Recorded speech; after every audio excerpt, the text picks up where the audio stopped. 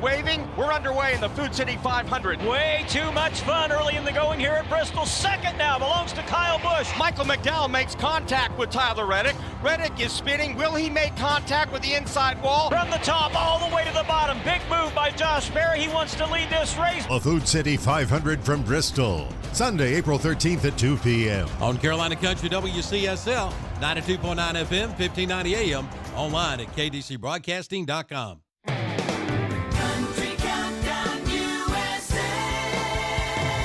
I'm Lon Helton, inviting you to join me as I count down the week's top 30 with my co-host Blake Shelton, who's really excited to be back in the top 10. Turned out there was still an audience out there for that thing. Thank God that the tide turned enough that there's still a lane here for me, you know. That's Blake Shelton this week on Country Countdown USA. Wednesday at 1 p.m. on WCSL, 92.9 FM, 1590 AM, and KTCBroadcasting.com. You've got to check this out. The Lithia Creek Tavern at the Lincoln Country Club in Lincoln has all your favorite beverages, along with some great food, all kinds of sandwiches, and check out their weekly specials. They're open Monday through Friday, 10 a.m. till 9 p.m., 8 a.m. till 9 p.m. on weekends. Book your event at the Lincoln Country Club. And for tea times, call the Pro Shop at 704-735-1382. The Lincoln Country Club and Lithia Creek Tavern, both at 2052 Country Club Road in Lincoln. Like them on Facebook, too. Tee it up for a great golf experience at the Cherryville Golf and Country Club. And yes, the course is open to the public 7 days a week. For your tee time, give them a call, 704-435-6597. Tune your game up with their driving range. And on Friday, come on out for the Captain's Choice, starting at 5:30. And for that special event, keep the Cherryville Country Club in mind, with several event packages available. That's the Cherryville Golf and Country Club, 200 Club Drive, Cherryville. Online at cherryvillegolf.com. Now's the time to get a great deal on the #1 selling compact tractor in the U.S. Professional grade mowers, durable sidekick utility vehicles, and versatile compact tractors. It's the equipment you need to take care of your land. Right now, bring home select Kubota equipment for 0 down, 0% APR for up to 84 months, or save up to $2,800. Your Kubota dealer in this area is Parker Farm Service, 126 Bessie Drive, Kings Mountain. Apples for apples, oranges for oranges. Everybody else's price is beat at Marburger Chevrolet in Shelby. Marburger Chevrolet will beat any price on any new car with same trail level. Shop around and compare, and you'll be right on the way in your new Chevrolet. Select new Chevy models now, 0.9% APR financing for 60 months, plus no payments till June. Come on in for all the details. Everybody else's price is beat. From Marburger Chevrolet, 200 West Dixon Boulevard in Shelby, online at marburgerchevy.net.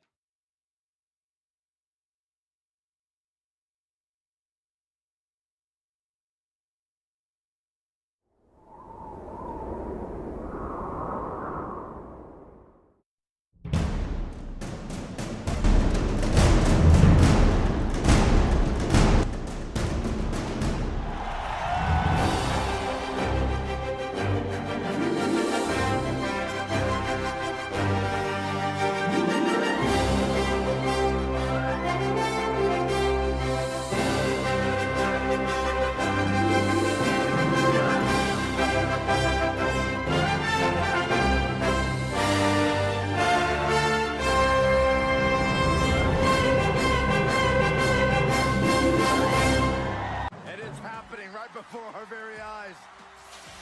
The following contest is scheduled for one fall.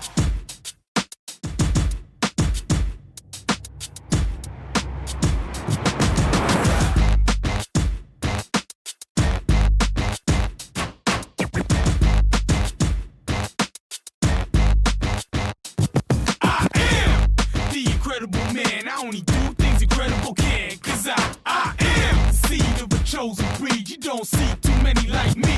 Cause I am one of the reasons you do what you do. When you wanna be me instead of you. Cause I am still on beat. Showing love to the streets. Come on, you know me. Cause that's who I am.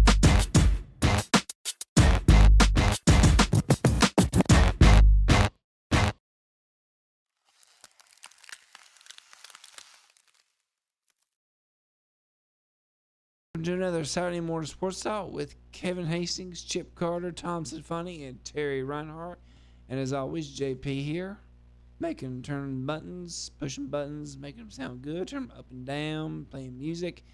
And we always want to thank McDonald's of Cherryville every Saturday morning for giving us our breakfast. I'm about to start on my egg and sausage biscuit. What did y'all have this morning? Well, good morning, JP. I got an egg and cheese biscuit and a strawberry banana smoothie to get me going. Chip? I wrapped up my sausage and egg hybrid biscuit. We'll call it that, JP. But it was very good. It was delicious. Thank you. I had a sausage, egg, and cheese McMuffin, which was fantastic, and a hash brown. I had a bacon, egg, and cheese McMuffin, a hash brown, and a medium coffee. Thank you very much, McDonald's of Cherryville. Yes, indeed. Thank you for my OJ as well. You're welcome. Well, good morning, everybody. Happy Saturday. You're listening to the Shock Jock Sports Talk show every Saturday, 8 to 10. And we talk Major League Baseball, NFL, NBA, NASCAR, golf, and some local sports as well, sprinkled in here and there every Saturday. You can watch the show live on Rumble. We're live on rumble.com right now. After viewing the numbers last week, Tom, it's not even close how much better the Rumble stream and the viewers that we've got on that. So I want to thank our Rumble viewers for tuning in. And so it looks like we may be on that. I'm still going to post the segments and everything on YouTube. So if you are listening on the radio, WCSL 92.9 FM, 1590 AM here in Cherryville, North Carolina, and around the area, you can always go back and watch your favorite segment. Check back in on our YouTube page, our Rumble page, and our Facebook for links as well. We'll have those links up Mondays and Tuesdays for all of that. So if you do miss the segment, your favorite sport, and you're looking forward to hearing Terry's breakdown of something, just remember you can always go back and check it out. So we usually start, though, in NASCAR, as our NASCAR fans are still tuned in from our previous segment, talking about our local short track racing. And Terry, last week we was at Talladega. Did you watch every lap of the race? I did watch most of it, probably 60% of it. You didn't sleep, did you? You didn't take a nap, did you? No. Okay. No, and if you took a beer nap or not? Had some other stuff I had to get done, but I did go outside though, Kevin. Maybe it's a little bit, about 80% of it, because I did turn on the radio outside, while I was grilling, and listen to some of it. But at the end of it, you want to be watching it live. But hey, I don't mind listening to it on the radio. They could put it in full definition, as if the television was right there in front of the you. radio broadcast is usually way better than the television broadcast. They do a very good job. They do. They do. I mean, I can remember a couple times when I was out painting my house there in Cherryville listening to that race, and I was like, man, these guys really do a great job. They're enthusiastic. They let you know what's going on. MRN and PRN they do They great are. work. Steve Post and all those guys do great work. Way back in my early days, which is quite a while back, but when I was listening to Richard Petty and David Pearson and them fight it out, and Cale Yarborough, and towards the end of the race, and I always had my radio on, because at that point in time it was not on television, but I was a real young man at that time. Yeah, it's been, I can remember when ESPN used to cover it on Sunday. But the Sunday race seems like it's on NBC now, isn't it? Doesn't NBC have the Sunday race coverage, and it's terrible? It changes to every 10 weeks. They're about to go to NBC. Fox has been the one that everybody's Fox has been the one everybody's hating on the last few years. They've been like I said, you mute that and then put the radio up and listen to it. But the only problem you have with that, sometimes you might be a few bit seconds delay ahead or behind. Yeah, right. All right, so we've got Randy the Plumber's breakdown of what happened in Talladega this week. A lot of talk. Denny Hamlin saying that he wants to drive the Xfinity cars. We talk about a lot of talk. What's to fix NASCAR? What do we do? And everybody's arguing about. Everybody loves the Xfinity cars now, and they're putting on better shows. That was 3 wide, I think, or 4 wide. They're coming to the end of their race, and everybody's talking about how good that was. Terry, that's the one, the ones you like where anybody can win. But then Tony Stewart said this week that he doesn't agree with you, Terry, that he doesn't like where just anybody can win. And you look at the rest, he says Tony Stewart. he says you look at the resume, and they got 2-3 wins in their history, and guys like Dale Earnhardt got one, and he's like, I've got 49 wins and a couple championships. He's like, he was talking about guys like him should be the ones that are winning the Daytona 500, not accidents. That's why it's lost its lure, is what that Tony Stewart said. I don't believe none of that. This past week at Talladega, they were guys up front, especially in the middle of the race, that I had never heard of. Right, and he don't like that. That's kind of his point.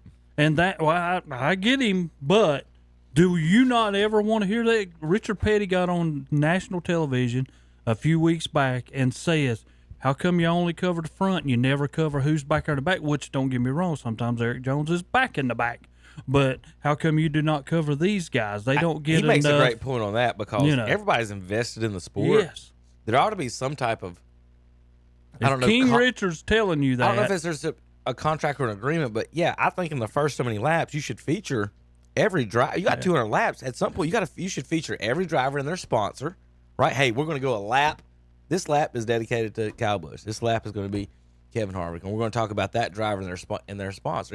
That is the easiest thing you could do. And think about this, though. And I'm glad you said that. That would be a great, because you go to Talladega or Daytona, whatever, and there are 183 laps. Right. Mm-hmm. You could cover all 39 drivers ever so often. Well, they used to do at least once in a race. Didn't they? I mean, 5 or 10 years ago, didn't they do a segment, or I don't know, maybe it's Fox, but they called Through the Field, and they went car by car. Yeah, but most of the time it's through just your like the top 15 lap. or top 10, or maybe the lead lap cars. But yeah, I mean, but I guess at Talladega you'd have to go through all 39, and I guess that's a little bit too much. Well, you make the argument, and you made the point. When your greatest driver in history is telling you this, maybe you should listen.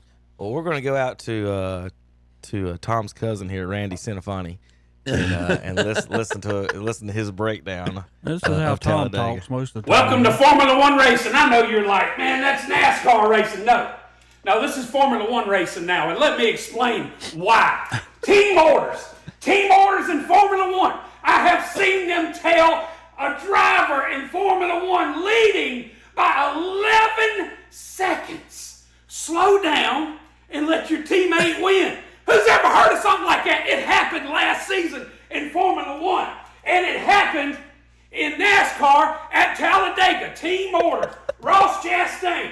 Okay, let me paint the picture for you. Let me let you know what's going on. You got a big line of Toyotas right here, led by the 77 of Hocevar. And I mean a big line back here. And they have got it together, son. They come in and they pit it together, and they got nose to tail, and they have been ripping and running, and they was about to blow through the rest of the field that was over here.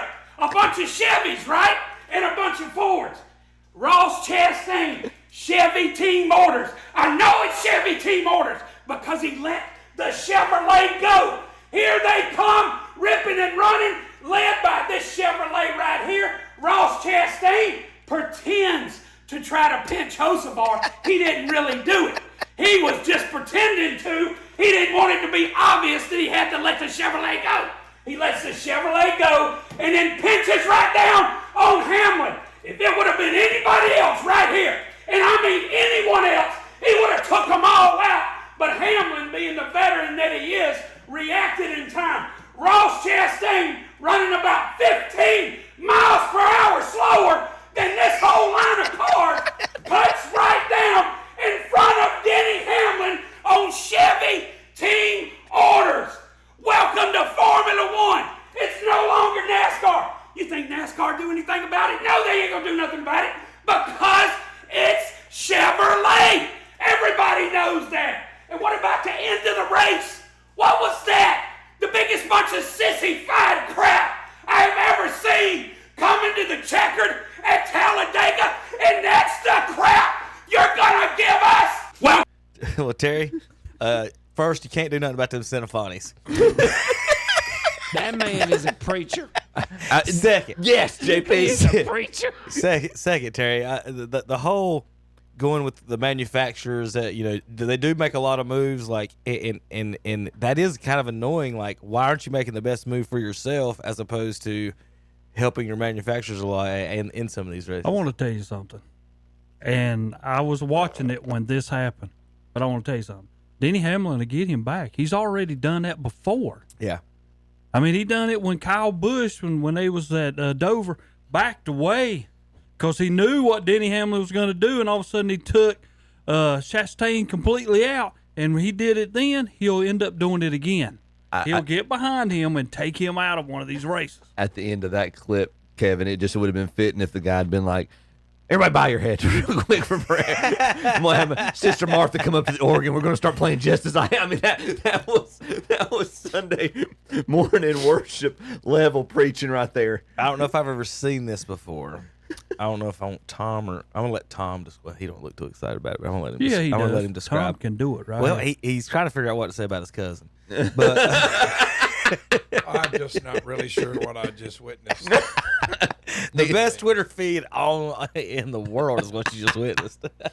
Randy the plumber on NASCAR. I mean, I do commend his enthusiasm, but it's just like it's a little much. All right, tell me what you guys see here. We're going to ride with Josh Berry around Talladega without his crew chief, Rodney Childers. Terry, when you ain't got your crew chief, you never know what you might run into.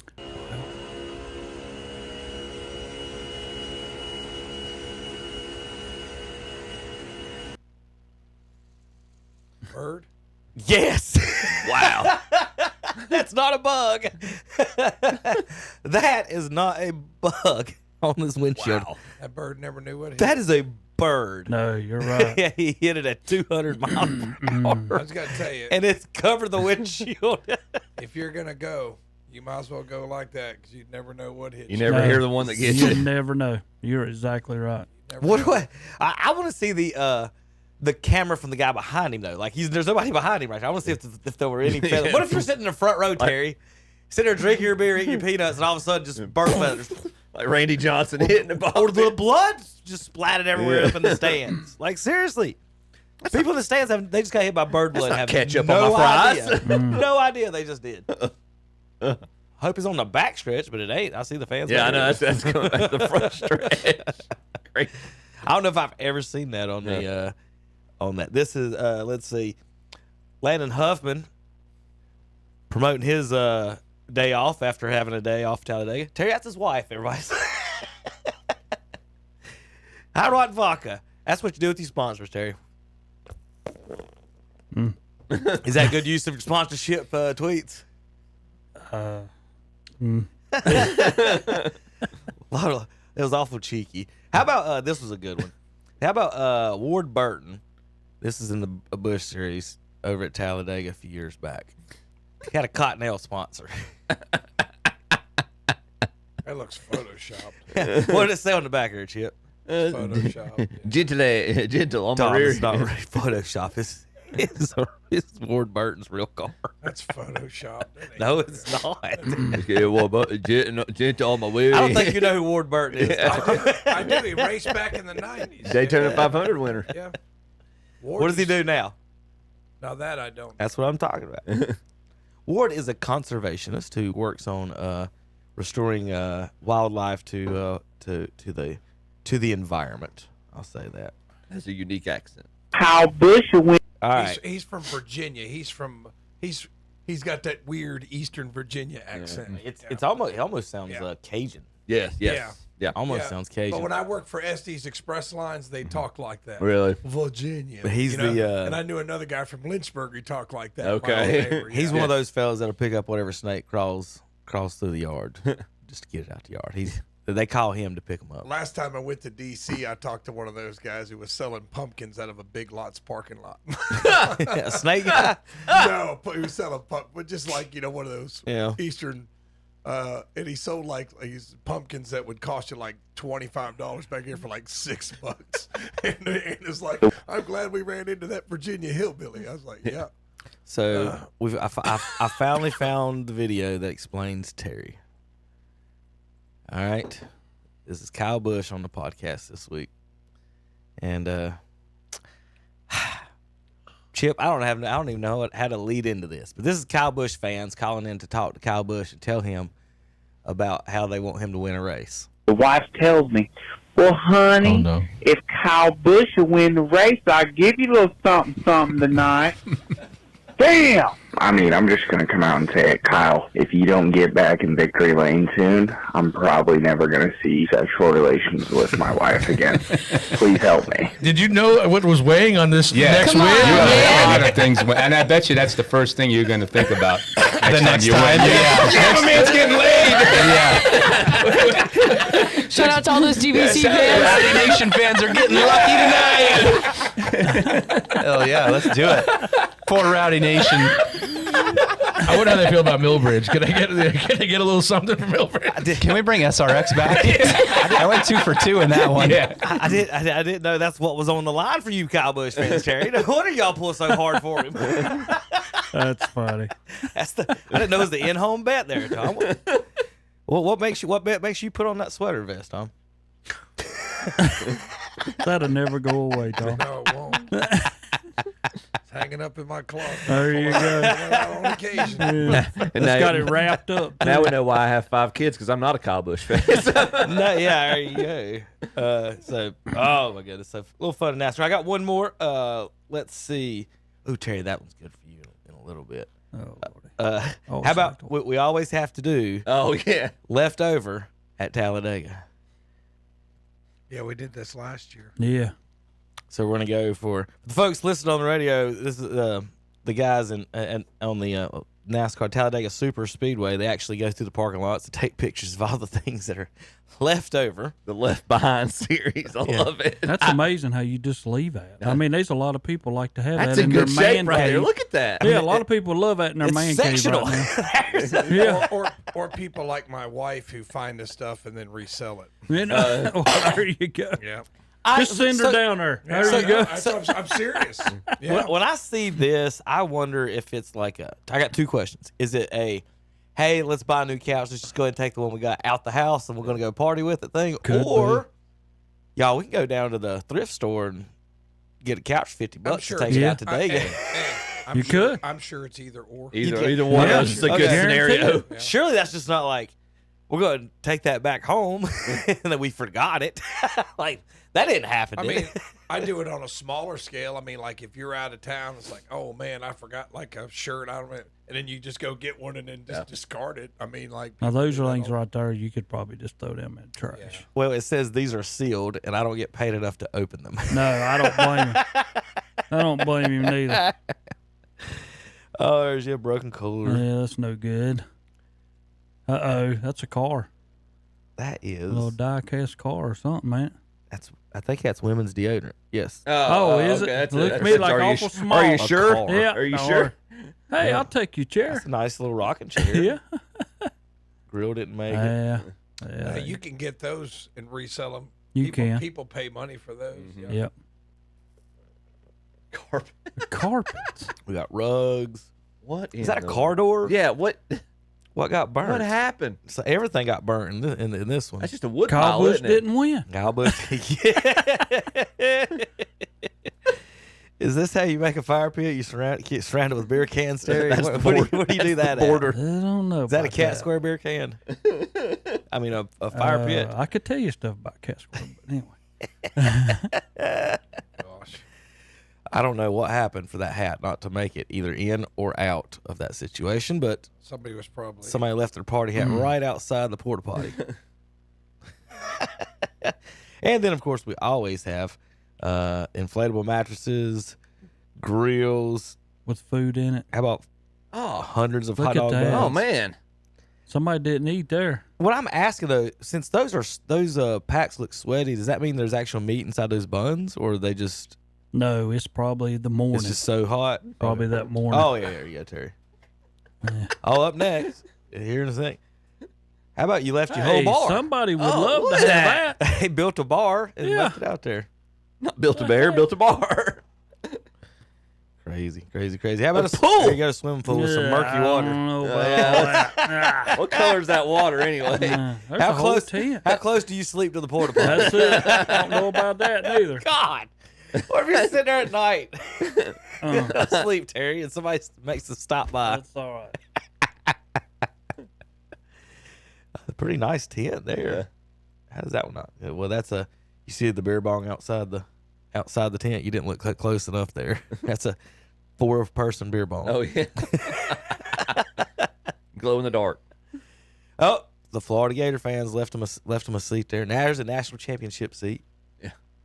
I don't even know what that is. It says an appliance. That's not a fridge, is it? It is. It is. It's a mini fridge. There's about 10 of those at the thrift store close to my house. It looks like somebody tore down the goal. There we go. There it is. Kyle Busch didn't win. That's right. There's a blow up doll at the trash can. Kyle Busch didn't win. Those are actually a real thing. It's the scariest thing ever. It's actually a real thing. What is? The dolls. Oh, yeah. You got one, Tom? All right, there's your what's left over at Talladega. All right, Terry, this weekend we are headed out. We'll have it on KTC Broadcasting to Texas. Texas weekend. It's a good racetrack. It is. Qualifying today at 12 o'clock, 12:10 to be exact. We'll have Andy's Frozen Custard 300 today from Texas Motor Speedway on KTC Broadcasting Xfinity Series 2 o'clock coverage today. Tomorrow, the Worth WURTH 400, 3:30 p.m. Texas Motor Speedway. Listen to us here at KTC Broadcasting WCSL 92.9 FM. Any other final thoughts or anything? Kyle Larson's favored. At this point, Kyle Larson's favored for Kyle tomorrow. Busch is not far behind. William Byron, Tyler Reddick, Ryan Blaney, and Denny Hamlin are the top 5 favorites right now, according to the odds. All righty, guys. When we come back, we're going to talk Masters, NBA playoffs, NFL, and more. KTCBroadcasting.com. Dodge Performance Days are underway at Marburger Chrysler Dodge Jeep Ram in Shelby. Come on in and get big performance. Lease a new 2025 Dodge Durango GT for $439 per month for 42 months. $39.99 total due at lease signing. No security deposit required. And just announced, lease a 2024 Dodge Hornet RT for $278 per month for 24 months. Come on in for all the details at Marburger Chrysler Dodge Jeep Ram, 1310 East Dixon Boulevard in Shelby, all during Dodge Performance Days. Make 2025 the year you move into your new home from Key Builders of Lincoln. Let Key Builders help you make your dream home a reality and do it this year. Visit them online at keybuildersnc.com and check out their photo galleries. They are a licensed general contractor with over 20 years of building history and experience. Make 2025 the year of your new home. See your dream come true at Key Builders, 1459 North Aspen Street in Lincoln. Like them on Facebook too. It's a gigantic closeout on last year's pool supplies at today's Pro in Shelby. They've got to be sold to make room for new inventory. Prices have been reduced drastically. You can save up to 50%. All pool supplies, including pool chemicals, they've got to go. And for those backyard cookouts, remember today's Pro does propane refills, and they carry Monessa and Empire Stove imports.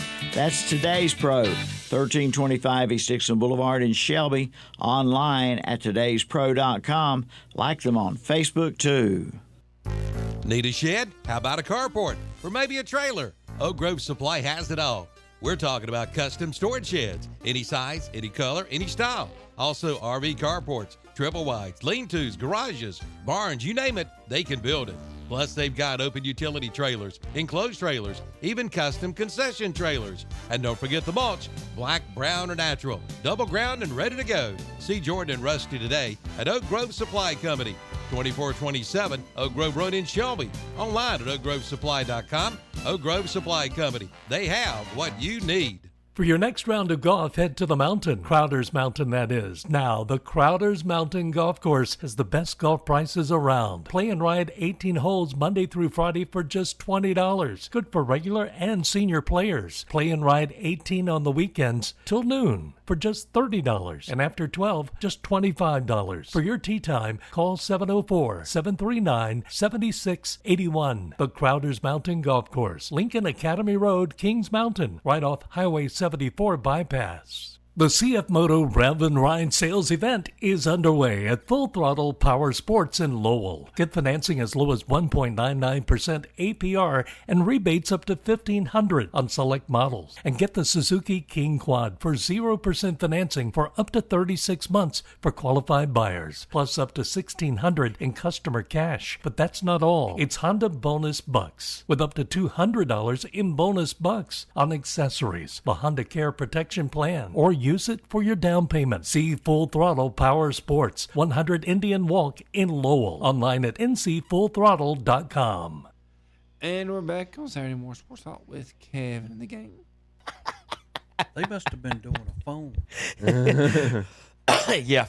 I figured. Yeah. Yeah. All right. Welcome back. KDCBroadcasting.com. NBA playoffs time. Yeah, I watched the highlights of that Warriors game. At one point, they were 1 for 12 in the fourth quarter. Wow. 1 for 12. I want to tell you a referee. Oh, here we go. Oh, Lordy. Is this a travel, a carry, hop jump? I don't even know what It's to call all it. funny how Triple it's a Celtic. It is funny. We're good so far. No, he ain't. You don't miss one. Somehow or another, that's a travel. But it counted. They let him do that. All right, legally speaking, Terry, the first thing he did was carry the heck out of this ball. Right. Starting here. You can't do this. Woo! His hands was on top of the ball. I don't see any problem with that. I mean, you know, most refs are not going to call that anyway. Like, you can't do that in front of him. Well, I'm and he just did it saying. behind the back. I'm just saying, most refs are not going to call it. No. Oh, my holy carry back, man. Like, you cannot do this in, like, front of some. Oh, goodness. Oh, that's awesome. But anyway, then he stops. Now, this is the Pivot foot is your right foot. Nope, let's go left foot. boy. This is that's the egregious part right there. He changed his pivot feet. Like, it's the easiest travel to college change your pivot feet. Is it not, Terry? Like, don't change your pivot feet. You go to act like something crazy, get an extra step. You know, we'll work I don't with care. it. It counted. No, you did. As a Celtic fan, I know you did. Terry. Speaking of calls, you know, there's your travel call. Tom, is this a legal screen? The video of right now. No, this ain't the one. Where is it? This fool never. Oh, Terry, you're gonna like that video. We talked It's about not that. another a lot. Celtic thing. No, it's not a Celtic. Oh, It's okay. I was wondering. Well, there's LeBron flopping. No, it was Draymond. We can't see it. I know. I'm looking for it. I'm still trying to find Draymond. It was Draymond sent like the most illegal screen in the history of basketball. Just wondering if there's ever gonna call Can I that. say something? Yeah, go ahead. Now I will say this. Go ahead. Last night I'm watching Houston, Golden State, and y'all, I did get frustrated at Draymond because they're out there to make him get mad. Green was all in his grill, as people would say, and Draymond ended up swinging and then popped him in the back of his head. Oh, I got that highlight too. I don't know if you was ready for that one. You know, Vleet shoves but Draymond. That's a foul. It was uncalled. yeah, Here we go. And then there you they're gonna was, see the video right here. of Now right watch. Van Vleet shoves Draymond. That- That's a there's the foul It was shoulda come. uncalled. And then Draymond's the up one that near ends the up left paying. hand, the head and neck area there. And so And that's on him. You can't do If they've just that. called the first foul on Van Vleet, they're going to see the video of right now Van Vleet shoves Draymond. That's a foul. It was uncalled. And then Draymond up near the left hand, the head and neck area there. Right now. That is a They're gonna foul see on the video Houston, but of then right now Van Draymond, Vleet it's shoves just Draymond. his little brat fits where he's not getting his way and he just starts choking or swinging at people. Is just Yeah, but that's not on him. that part is yes. No, this is not. He got shoved. I know he What got not in the on. world No, are Terry, you watching? I know he got shoved. Yeah, but that's that what the doesn't foul. give him the right to swing like that. Yes, it does. Oh, that's horse hockey, Terry. That's horse Yes, hockey. it does. Terry. That's Don't it. That's shove it. me into somebody and then all of a sudden that dude's grabbing me. He's no. Oh. Look him. He's got him by his. Turn it back. Roll it back. He's got him by his whole sleeve. I'm just letting you Yeah, roll it. look, watch it again. Watch this. Now shove it from the other side because there you see Green has his whole shirt right there. He's got his whole shirt. Like, let me go, buddy. Because can't hold Draymond Green on to me. never grabs anybody's shirt, Oh, God. leg, If I'm out midsection, there, torso. sorry, Chip. If I'm out there, I'm popping the dude in the back of his head too. And you get a flagrant foul just like he did. You know? You're the silliest person. Yeah, yeah. He has there's nothing. Should have been ejected for that. Yeah, he should. The foul should have been called No. on Houston, and Draymond should have been ejected. He should have got what he got. I'm with that. But on the back end of it, he should have had another foul when he walked over and got in that ref's face. All right, Terry. He would not let it go. All right, Terry, you're wrong about that, but I know you'll be right about this and agree with this because you and me have discussed this on the show. Here's Jalen Brunson, and this is one thing that I've tried to stress to kids and folks and a lot. So this is what makes him good. And I've tried to tell guards, footwork is extremely important. Is this against Thompson? I don't know what it is. No, this is him talking post work as a guard. Basketball players should really learn, no matter what position you play, is like post work, because that's where the footwork comes from. And so, obviously, you work on your pump fake, your step throughs, and all that. So shit real you quick, really what he learn, just no said matter- I want to show the play he just did. As a guard, you go through the lane, and what he's talking about is this right here. The dude guarding him is way taller than him. There's Jokic behind him. Aaron Gordon's right there on the backside. And Brunson takes it straight to the post to his chest because he knows, boom, I've got him on the fake. Got him on the next one with my footwork. So he's already got him on two fakes already, and then Jokic has to decide either him or the big man for the dunk. So I'm going to let that play after that. Work on your pump fake, your step throughs, and all that stuff, like working off 2 feet and all that. Works on your touch around the rim. And so when you're driving the basketball, good defenders are going to cut you off. You're not going to be able to get to the rim all the time. And so do you just stop and throw some whatever on the rim, or do you take your time and figure out how can I maneuver myself to get a good quality shot, maybe defended, but it's going to be quality, you're going to be on balance, and you're going to act like you've been there before.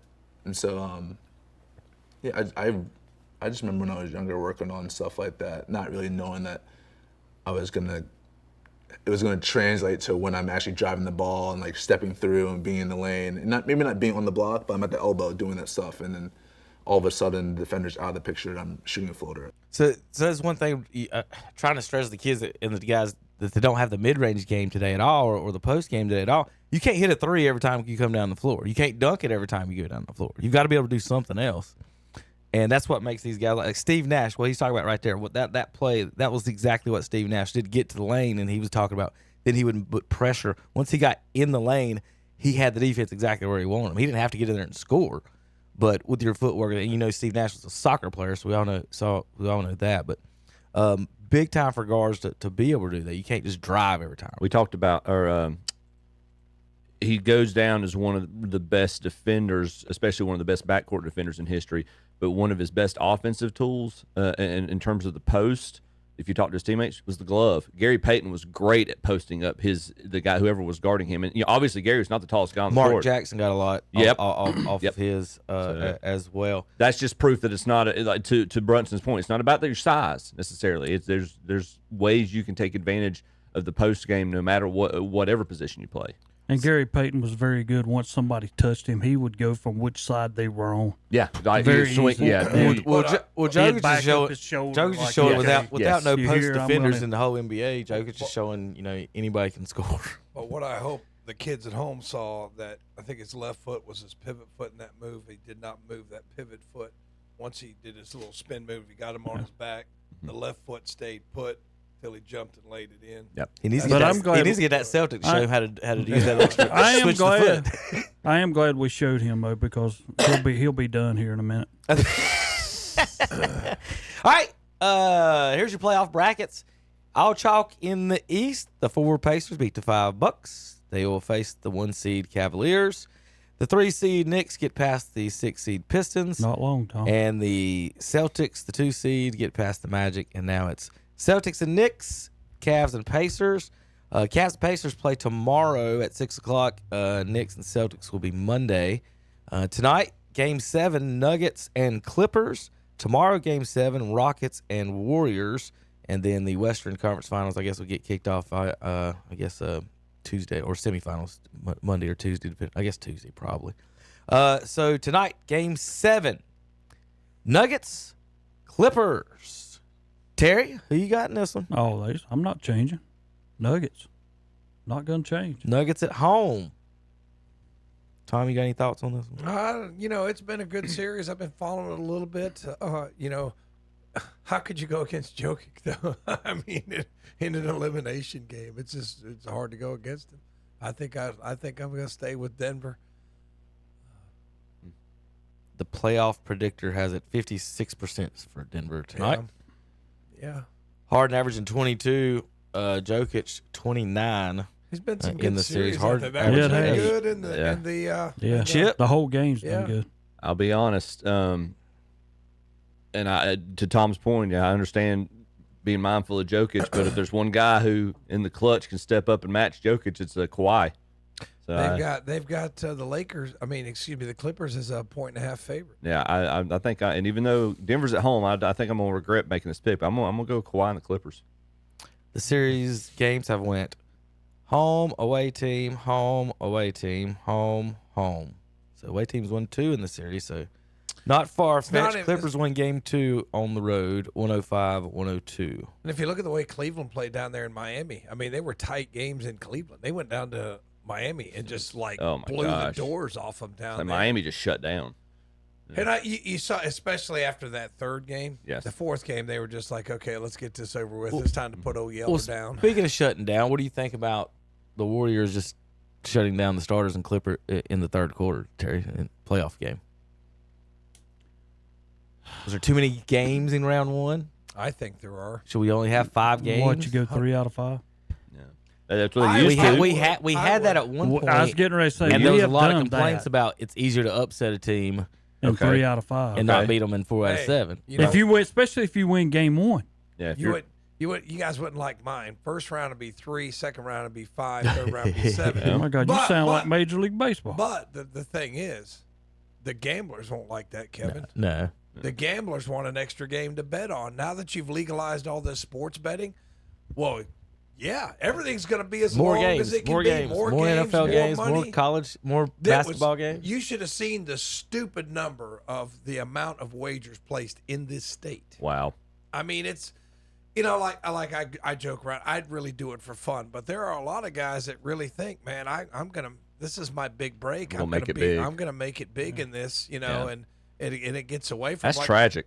It really is. It is, and it makes me, even though it's like you're a bit of a hypocrite. You use it, but I do it. Seriously, I do it for fun. No, you know your limits. Right. You know your limits. I do it for fun. Nothing's really bigger than $5 or $10. Just a little, have a little fun. But a lot of folks don't see it that way. Okay. Please come here every week for Tom Sanafonti's How to Bet this coming week. I do talk about it. I do, and it is a bit hypocritical, but I just don't think you ought to be overboard, like the guy in the Cat Square convenience store buying 100 lottery tickets. Right. I don't want to be that guy. Using your tax returns to Thunder, the 1 seed, will face the winner of that game. Timberwolves, the 6 seed, knock off the Lakers. No more LeBron. My dad actually, I was over there with him Sunday. And he's a little under the weather, so get well soon, Dad. But he watched that game, and we were watching. He never watches NBA. He was like, "Man, these guys never miss these 3-pointers because they just got hot." He's just like, "Dad, you watch more?" He goes, "Nah, I don't really like it that much." But I've thoroughly enjoyed it. And my mother came out; she was watching the other one. Did you see LeBron get beat? I was like, "Yeah, we enjoyed that." Well, I don't forget what game it was. I don't know if it was the elimination game or the game before. He 0 for 2, no points in the fourth quarter for LeBron. It was the game before the. So who was that? Who was that foul on? Don't tell him he's the guy. Randall and that, because that's what they was talking about. Right. Randall's all in his face the whole game. Yeah. And even so, based on your argument right there, he should be swinging at Randall. LeBron should have taken a swing at Randall. He right? probably should. No, LeBron's got him wrapped up. Yeah. Or so Randall should swing at LeBron then. Right. Look, LeBron's got his hand on the back of Randall. He's got his shirt there. He's grabbing That's his shirt, right. Terry. You're right. So that gives Randall the right to just swing and punch him. Yeah, why didn't he? Now watch this. LeBron pushes off. Then he tries to flop. Then LeBron hits him and flops. Yeah. LeBron calls the contact and flopped. Watch. He pushes him. And then he comes back. He charges the contact. Randall went back. He flopped. And then LeBron went down Who on was his the face. foul on? Oh, well, who do you think it was on, Tom? I just wanted to make sure I knew. It should have been on LeBron, so it should have been on. I'm just glad we don't have to watch him. I got one more. Here's defense Tinto destroying the King. Destroying. And a foul called on LeBron. James is down. LeBron is down. The foul goes on Watch this. DiVincenzo for the third time. Wow, they called that on DiVincenzo. Now, Terry, when I hear LeBron fans talk about how great he is, they always point out how big and strong and masculine, and he just dominates people. Same thing with Shaq. I ain't never seen Shaq flop. I'm gonna say that. But that man right there, that's the most ridiculous. You can't flop on somebody smaller than you. Come on. Look, Randall, I can give it to. He's a big dude. But don't lay there like you just got run over by a rhinoceros when I can even say DiVincenzo knocks you over. They're down by 2. DiVincenzo. DiVincenzo for the third time. That foul's on LeBron. It's not even on DiVincenzo. They're down by 2. We're laughing at him flopping. On the collision with Dante DiVincenzo. That's on him. DiVincenzo owns the space. Look, DiVincenzo owns the space. Right. Yeah. Well, DiVincenzo is there first. 6'9", 250. LeBron's coming into his space. LeBron's not looking at. I mean, it's just. He acts like he got hit by James Harrison. Roy Williams, Terry over the middle. Moving screen, man. I'm just so glad I don't have to watch him or Doncic. Tom. Because both of them, I just cannot stand watching them. You do know they're talking about him coming back to Cleveland to end the career, don't you? No. Yeah, that's what they're talking about this week. No, he's not. Yeah, they are. I don't want him. I appreciate what he did for the city, but watching him do things like that, I can't stand it. Terry, as a Laker fan, I'm a Celtics fan, the Lakers, Frank Vogel won the NBA title, and they got rid of him. Darvin Ham won the in-season title, made the Western Finals, and they got rid of him. Then they decide to hire a guy who's never coached. He's a podcaster, though. He's been on ESPN. He played NBA basketball. You can't say nothing against that. But like, had he ever coached before he got that job? Like, how is the Lakers' job a job where you could hire someone who's never coached? This isn't the Charlotte Hornets where we hire people we've never heard of before. Like, if you're the Lakers, shouldn't one of your job qualifications to being a head coach be a head coach? Prior experience. Correct. So the whole JJ thing just kind of is just weird to me. First of all, let me put it like this. I don't like Duke. I don't like Redick. But what he has done, to me, was fantastic. They won two more games. They won 2 more games than they did last year, and they added Luka Doncic. But in the middle of the season, you took away his great aspect of taking care of the middle, and then you give him Luka, who is absolutely freaking terrible on defense. They're talking to ESPN. There's an article about it. Without Davis in the middle, Gobert looked like Shaq, is what one of the Lakers personnel said. Ate them alive. Yeah, they just had nobody. You're right. With Anthony Davis, the whole thing changes. But then it's more on LeBron to have to score a little bit. That's what happens. But Luka, that guy right there, I don't see who would want him. Well, he's not going to stop. He's the greatest offensive player that you could ever want. He's got more moves, more skills, more anything that you could ever want offensively. But defensively, that's how Boston beat them last year in Dallas, because they said whoever was guarding him, the player that was going to play defense or offense against him, took him to the hole. He cannot play defense on nobody. How old is Luka? Like 26, 25. I wonder 26, how much. And I know he's mid-20s. I wonder how much longer if he doesn't really take seriously his conditioning, how much longer he's going to last. He's with the LeBron now. He'll. I mean, take it. Jay Williams basically said he's got a 4-year-old body. Well, right you now. got to. I don't know if it's 40. I think you've got to match him up better as far as a team. But did you not hear what they said about the young man? Oh, I know. But he's been playing pro basketball since he was 14. So I've seen him in 14. I've seen him in person. Like, he's a legit, whatever height they say he is, 6'9", whatever it is. He's friggin' tall. They need to play him on defense against a post guy instead. Yeah, move him away. He needs to be guarding Randall. He needs to be guarding someone like a 4. He needs to be guarding a 4.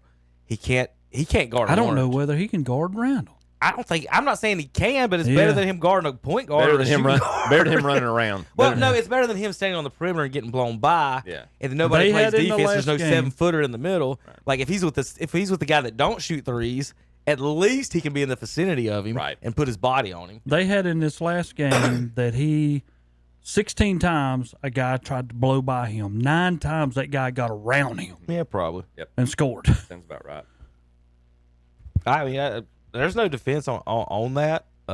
Literally no defense. Well, it's a look. To be honest, his body type. Like, all right, do you expect Dirk to guard anybody? Like, who did Dirk guard? Yeah, I don't but remember him Dirk's guarding any. wingspan. I know he's 7 Yeah. foot, and he still play, but he had to play power forward because, he was good enough to probably play the small forward, but he wasn't quick enough. Right. But the center wise, his body type wasn't strong enough to push and bang, and you don't want your best shooter banging, the dummies down low that can't do anything but be big. So the 4 spot to me would or I would have Lou. He played point forward. That's what LeBron has been doing for all these years. I don't. Those two on the same team, stupid. That's why you almost got 2 guys that are playing the same position. Yeah. There you go. But other than that, maybe LeBron can go back to Cleveland. Now, I do think that what he did in this series by having his starters out there the whole time was terrible. I do not understand where you're coming from with that. This is the NBA. That's what Your I'm guys saying. are He's getting rookie. beat around, and then you're leaving them out there. Come on. Every one of them guys are used to rest. He's got his legacy on the line. The Lakers have their legacy on the line. And they hired. Remember, they couldn't get Coach K, so they got his shooting guard. LeBron's not worried about his legacy's done. I don't think he'd do much to change his legacy. Oh, he's definitely worried. But what is it? What is his legacy going to change? He's never going to be Michael. No. He's never going to be Michael. His legacy, he's got the point. He's got the point title or the career points. He's got his MVPs. He's got his championships. He's never. What else does he have to add? If he plays next year, he will be the longest guy who's ever played in a series. He's one. He's one of the 23 biggest years. He's one of the best athletes. Oh, is that longer than Vince and Parrish? Yeah, he'll set a new record. He's one if of he plays next year. One of the he's got one of the best. Tom has some good physiques of what is he, anybody. $1 million a year on he's $2 million a year on his body. Like comes in handy when you make it to 43 years old. Yeah. Don't? Nice doctors, nice pharmaceuticals. It's just I cannot stand floppers. I mean, it's horrible in soccer, Kevin. I know you don't watch a lot of soccer, but he plays He plays basketball like that. I mean, it's just. Can we it's give him a horrible. yellow card? Is that what you would do to him? Yes. Isn't that supposed to be the rule in basketball? You're supposed to be penalized Yes, for flopping. you're supposed to be. I've seen it done a couple times at Gardner Webb Technical games. foul. All right, boys, Well, we're gonna have a. Can I say one thing though? For all y'all Laker fans, I hate it for every one of you. You're out. You're out. No title this I year. thoroughly enjoyed the Lakers being eliminated and Edwards is fun to watch. It's much more fun to watch him play than Luka. Well, heck, he kept saying in 5. Hey, 5. listen, it is so enjoyable to see Michael Jordan's son knock out LeBron and his son. Yes. Yep. It is so enjoyable. But listen, LeBron says he's better than Michael, and then Michael's kid knocked LeBron and his kid out. I mean, the maths. The maths. The same thing with Duncan and Ginobili and all that. I give y'all the best math. And there you go. The Timberwolves tread water all regular season, and then Anthony Edwards shows up. Is like, don't forget whose genes I've got. Now they've got the winners of the Rockets and I Warriors. think they're game. the 2 seed All right, now. Who's winning that in Game 7, Tommy? I like the Rockets if the Warriors play like they did at home in the fourth quarter. Of course, Steph got hot there. Van Fleet was on fire in that game. Aren't the Warriors right now just either they're hot or cold? Right, like they're not dependable. Terry, who you got in this one? Moses, when you're up 3-1, you don't think the other team's going to come back, but they have to come out there with a, and I don't mean to put this in the wrong way, more mature way of playing the game. The ball needs to be in Butler's And they got hand. all the old guys. Well, what do you mean more mature? Well, I'm just Everybody's saying, old. I know Butler's that. old, Steph's Who's the old. immature But one, the Tom? ball- Who's the immature one on the the Warriors? ball, the ball needs to be in Butler's hands Hey, most you of the time. 35-year-olds, time to grow up. I mean, it's You like, know? come on, I mean, it's just. He did act. He did act I can't wrong. believe you just said that. More mature. Well, I'm just More saying. mature. All right. Almighty. All right, we're going to do this quick as we can. The greatest player, according to this NBA Hoop Central, of every NBA team. I'm gonna give you. We'll give you one guess apiece, and I'll tell you the answer if you're wrong. We'll go across the board. We'll go down the line. Tom, Atlanta Hawks. Okay, say that one more The, time. the greatest player in franchise The history. greatest That's the only word they Okay, used was okay. greatest. Dominique. Correct. Boston Celtics, Terry. See, here's where it's tough because a lot of people are going to say Bill Russell. That's the answer. There you go. The Nets, Chip. How do you give him the Nets? Yeah. That's Well, crazy. somebody's got to have the Nets. Dr. J? Yes, 3 for 3. All right, Tommy. The Charlotte Hornets. Alonzo. That's on Terry. I'm sorry. Terry, I'll let you guess. He played. No, Tom. Alonzo Mourning, not No. Probably. Larry They Johnson? probably took Muggsy. No. It's a wonder. They took Kemba. The answer is Glenn Rice, but they took Kemba. So we got our first three right. We Well, didn't it's get our kinda hard hometown because team you right. kind of sit there and you think, well, is it a fan favorite or is it, you know? It's kind of hard because you have no preparation whatsoever. Like, he here's throws those what's funny is questions at you. everybody who said Kemba, I bet anyone who ever voted for Kemba Walker has never heard of Glenn Rice. Right. I agree. And that's the problem with this stuff is that we'll put Kemba on this pedestal. Oh, he was just because he's the best player on a dog crap team don't mean he's the greatest thing in French. The Glenn Rice won the NBA MVP All-Star game over Michael Jordan. That's all I gotta say. And he was a Charlotte Hornet when he did it. Cleveland, Tom. Gosh, who's the greatest Cleveland player? I mean, they That's probably simple. put the LeBron James, but I wouldn't want to say that. Well, just because you don't want to say it. It doesn't make it sound true. That's correct. Terry, Dallas Mavericks. Dirt. Denver Nuggets, Chip. Are they would they say Jokic? Yeah. Detroit Pistons, Tommy. That's not hard. No, that's not. Right. Isaiah Thomas. There you go. Well, Yeah. I would go. Joe Dumars is pretty good. I right? He think was Isaiah- good. he was. He was the most. He was Scotty. To, First of all. he was Scotty. To, First of all, the greatest Detroit Piston ever. Bill Lambier. Rashid Oh gosh, that's a bias. Bill Lambier. They wasn't winning nothing until they traded for Sheed. Rick Mahorn. They got Curry, Olajuwon, Reggie Miller. Clippers. Anyone? Ooh. Darius Miles. Nope. Kawhi. No Kawhi. Chris Paul. Yes, Chris Yeah. Paul. Yeah. Lakers. This is debatable.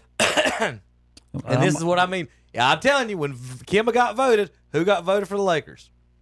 That's your hint. Kareem. No. No. If Jerry Kemba got West. voted, Tom, nobody voted for Kareem. They don't know Kareem. Never mind Wilt. LeBron. No. No. Kobe. West. Kobe. Should have been. Well, Everybody under 35 loves Kobe. Yeah. Mad. 100%. Never heard of Wilt or Magic. There's a or gap Kareem. between Jerry Michael and West. Jerry West. Elliott. Yeah. Elgin Baylor. D-Wade, Giannis, Garnett, Minnesota. Chris Paul in New Orleans. He's there twice. On the list twice. Westbrook, Dwight Howard in Orlando. Allen Iverson in Philly. Whoa, That's a- Dwight that's a Howard big in one. Orlando, not Shaq. Why would Shaq be over Dwight? He's as successful in Orlando as Dwight was. Dwight played way longer and won a dunk contest. Okay. Maybe two. That's Shaq, more- Shaq never played in a dunk contest. Well, neither did LeBron. Don't be chicken and say I didn't win anything. Steve Nash in Phoenix. that's not a bad one. Barkley. That's Who what I'm was saying. Hell yeah, that's Who true. was Portland? It's Damian Lillard. Oh my God. Clyde Drexler. Yeah, Holy that's Clyde a Drexler. Clyde. Or if you want to say Bill Walton, I'll even hear that You one. could- But yeah. don't tell me Damian Lillard's better than Clyde Drexler. Oscar Robertson in Sacramento. Good choice. Duncan in San Antonio. Yeah. Kick rocks. Kyle Lowry in Toronto when he was there 50 years. No. Kawhi gets there and wins it. All right, who's Minnesota's? Garnett. Yeah, I figure. That's good. That's good. Carmelone in Utah, and John Wall as Washington Wizards, like Wes Jordan. Jordan. Like Wes Unseld didn't play there. Yeah. Jerry Stackhouse. Give me Jordan. There's Yeah, one that's more. right. Stackhouse did Where did play Mike there. McAdoo play? Oh, he was Denver. wasn't he? McAdoo played for the Hawks. I was thinking. No. Washington. I'm sorry. I'm thinking of Bob Pettit. I'm sorry. McAdoo played Washington for the was Celtics. West Unseld. Yeah. All right, we got to go for this. We'll be back in a few minutes. Sorry about that. A little run late. We got to talk to Chip about the Masters and more. KDCBroadcasting.com. Mom's going to love you even more when you enter her name in the Mother's Day $500 shopping spree. Some lucky lady will win a $500 shopping spree along with some other great prizes at one of our participating merchants. You can register today at Carolina Furniture Mart, North Aspen Street in Lincoln, Hillbilly's Barbecue and Steak, South Main Street in Lowell, Ferguson Ace Hardware, Highway 150 East in Cherryville, the Captain's Cap Family Restaurant, Linwood Road in Gastonia, at Dallas Express Pharmacy on Hoffman Street in Dallas, at Carpet One Interiors on East Ozark Avenue in Gastonia, at Parker Family Feed on Carpenter's Grove Church Road in Bellwood, at Full Throttle Power Sports Indian Walk in Lowell, at LDP Farms Highway 18 North in Bellwood, and at Gage Pool and Spa South Union Road in Gastonia. The drawing will be held Friday, May 9th, so get your mom registered in our Mother's Day $500 shopping spree giveaway. The NASCAR Xfinity Series. Field comes up off turn 4. Green flag goes in the air. Racing under the Florida sunshine. Trouble turn number 3. One car almost spins. He nearly took out Sammy Smith. At Homestead Miami Speedway. And in a finish that we'll remember forever, Eric Almirola wins at Phoenix. It's the Hard Rock Bet 300. Saturday afternoon at 3:30 on Carolina Country WCSL, 92.9 FM, 1590 AM, online at KTCBroadcasting.com. Men, are you suffering with low testosterone? If so, ask about testosterone replacement for men at MidFit Weight Loss and Wellness in Belmont. Improve your quality of life with more energy. You'll be in a better mood. Enjoy increased muscle and strength and less belly fat. Your sexual health will improve. You'll sleep better. You'll have better heart health. Early on. And your mind will be much sharper. Find out more. See MedFit Weight Loss and Wellness, 684 Park Street in Belmont, right behind College Park Pharmacy and Textile Lanes. Online at getmedfit.com. For more information, call 704-498-1901. DeRisi Power Sports is your go-to for ATV and UTV parts, service, and accessories. And DeRisi is nationally recognized for building race engines and suspensions. They also perform race bike builds. Stop in today and see Santo and Heather DeRisi. These people know what they're doing, and they're located at 4225 Boston Road, Highway 18 in Shelby. Or find them online at DeRisiRacing.com. Or give them a call at 704-538-3512. It's Tee Up Tuesday, each and every Tuesday at the Westport Golf Course in Denver. Tee it up and play all day, as long as you like, for just $30. That includes cart and green fee, and you can play for $30 on Tuesdays at the Westport Golf Course in Denver. For your tee time, call 704-489-8088 or visit their website at westportgc.com. Enjoy a great golf experience at the Westport Golf Course, 7494 Golf Course Road, South in Denver. Yes, you can find several great gift ideas for Mom at the Great Outdoors in Cherryville. Check out their Jesse James concealed carry bags and pepper spray too. Also name brand sunglasses along with jar goods, including all kinds of jams, jellies, and pickled items. And she'd love a Great Outdoors t-shirt. New arrivals this week are the Rapella Jollar 127 jigs, regular $21.99 but now $17.99. And the Pfluger Rod and Reel combos for $59. Also, Turtle radios and coolers by Igloo, Coleman, Yeti, and more. The Great Outdoors, Highway 150 East in Cherryville, right behind McDonald's. Online at teamgreatoutdoors.com. Like them on Facebook, too. And we're back on Saturday Morning Sports Talk with Kevin and the gang. They're talking about, I think, Masters, they said now. Well, we'll get to that in here probably a little bit, JJ. Good guess. Good guess. Well, it was my fault. I read the clock wrong. Oh. So we still got. He's ready to get out of here. We still got more to do. Actually, we still got all kinds of fun stuff to do. Yeah. We're gonna talk. We got baseball, NFL, Masters, and more to get over. Here's one. I did mean to show you this during the basketball. If you didn't have a specific team in the 90s, you were just a Charlotte Hornets fan. No one knows why. It's just the way it was. That starter old jacket. Simpsons meme with Grandpa in a Hornet starter jacket. You had the Hornet starter jacket and the Dallas Cowboys starter. Well, starter the colors, everybody loved the colors. Everybody loved Yeah, Hugo. Everybody liked loved Muggsy. the Like Hornets. Grandmama. They did, if you didn't have one. Like there's Yeah.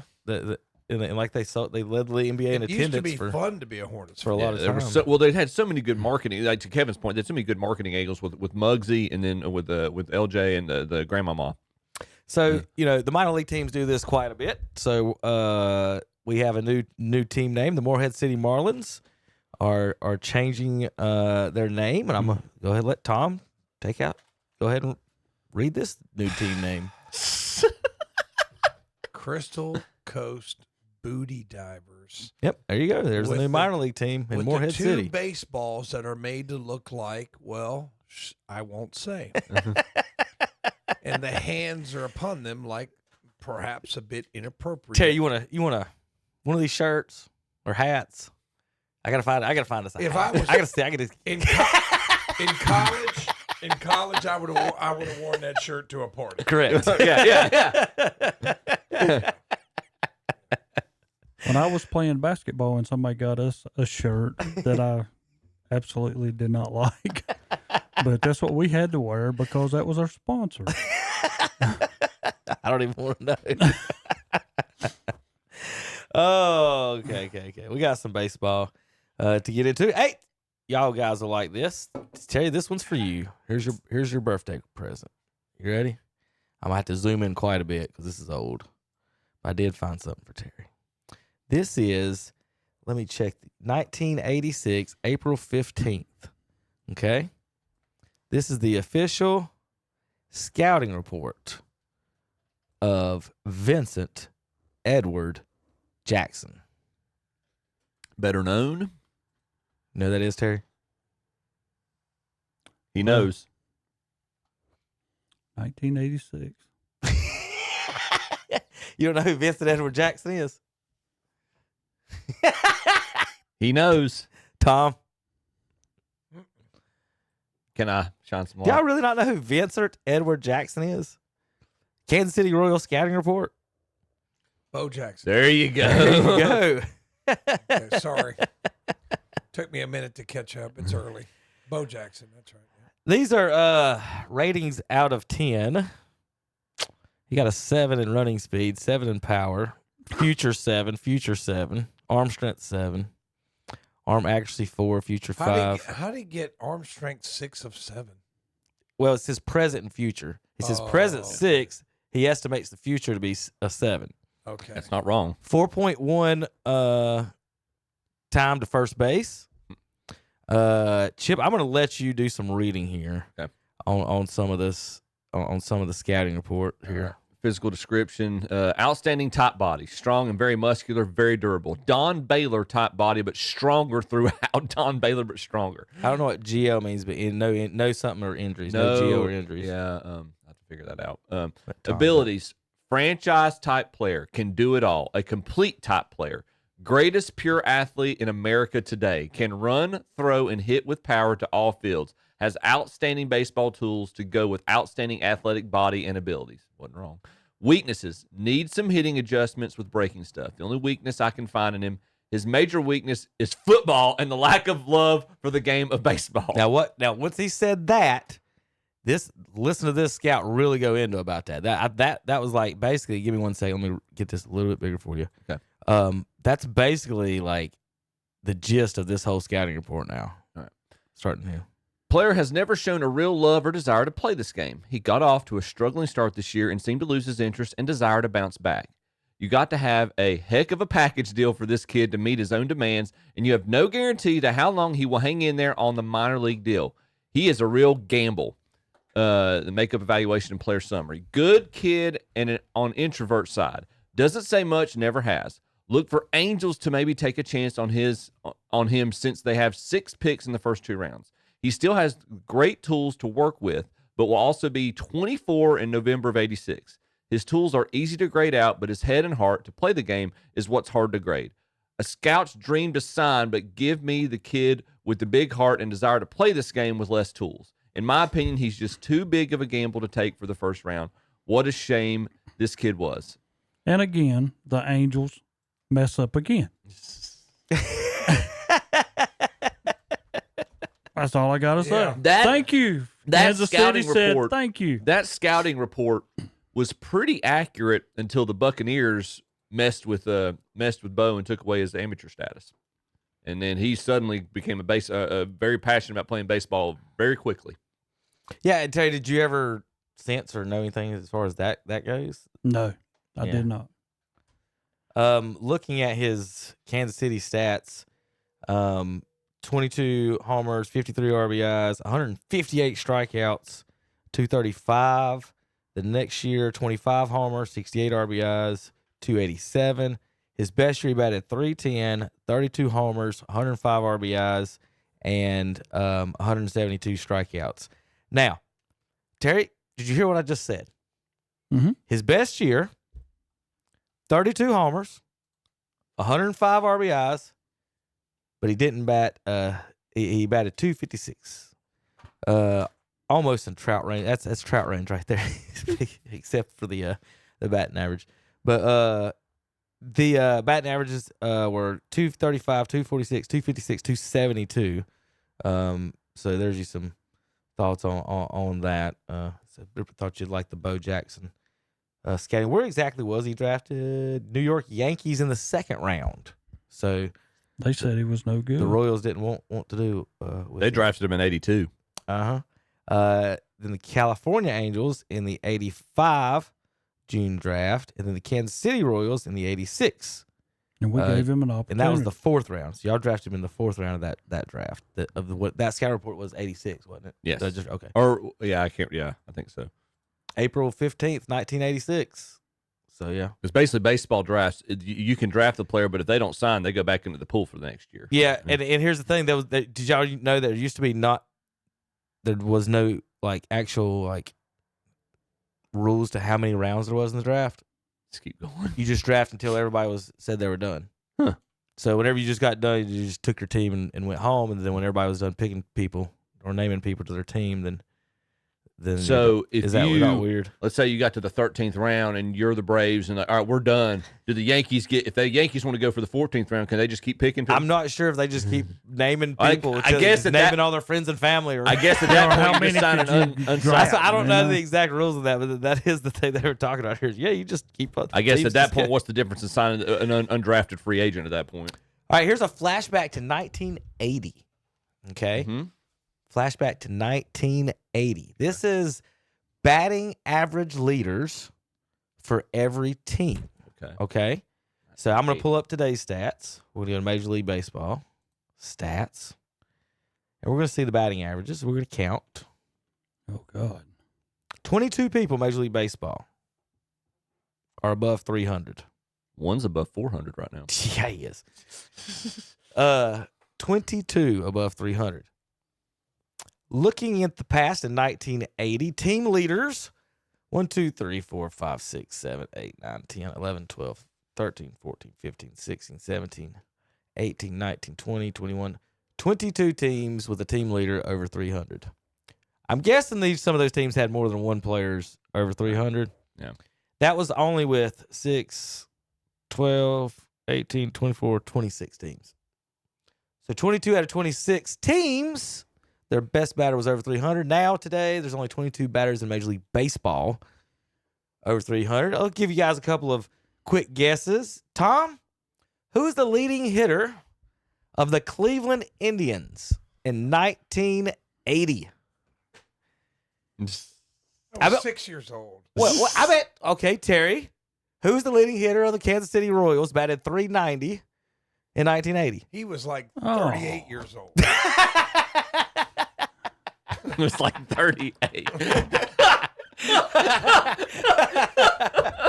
Terry, who was the leading hitter? I was a little delayed of the that. Kansas Good, City Tony. Royals.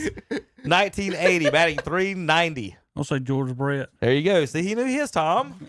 I'll give you Who a doesn't hint. know George freaking Brett? The Indians were horrible those years. Your leading batter batted .341. Pedro Serrano. Yeah.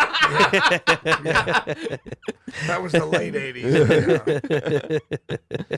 St. Louis Cardinals leading hitter was Keith Hernandez. That's Fitz. At 321. Ricky, don't call me Ricky Henderson, was at 303 for the Oakland Athletics. Now they're just the Athletics. Can I guess the Yankees? Go ahead if you hadn't cheated yet. Is Thurman Munson still alive? Is it not Thurman Munson? I don't know about being alive. You're guessing. There's a big difference between being alive and leading the team in hitting. And Chip. if he was alive, he was leading the team in hitting. Because this is 2 years before Mattingly even made it. No, he was not. It's actually someone I've actually never heard of. He was the one that died in the plane crash. Yeah, right? he one that died in the plane crash. It was not Mickey Rivers, is it? Nope. I give Angels, Rod Carew, 331. Oh. Alan Trammell for the Detroit Tigers at 300. Braves fans, Chris Chambliss, 282. Former Bill Yankee. Buckner was for the Cubs. Oh, wow. That's 324. better Dave, days. Bill Buckner was a good player. Yes, he was. Dave I mean, that's a Stapleton sad for the thing. Red Sox at 321. Tom, you still haven't come up with who your leading hitter for the for the Cleveland Indians in 1980 was? I cannot.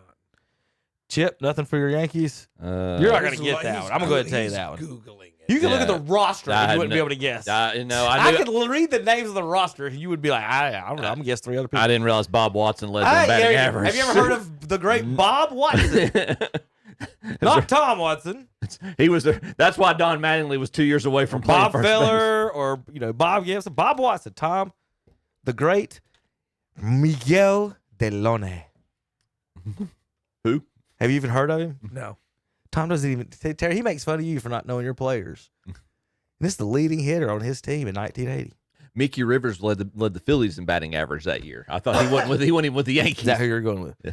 Oh, Cecil Fielder. That's cool. So we're going to have to. Cooper. No, I thought Yeah, it was that's the Fielder ain't leading nothing. Is that Bruce Bochy with the Mariners? No, that's Botchy. Okay. Yeah. All right. So Tom doesn't know. Let's look up Miguel Delone for him. Yeah, I'll look it up later. Well, you need to know this. I'm looking it up right now. This is some history added to your vocabulary. 10 years. I'm trying to teach Tom about his Cleveland Indians. I bet that team probably won about 70 games. He played 4 years in Cleveland, batted .289.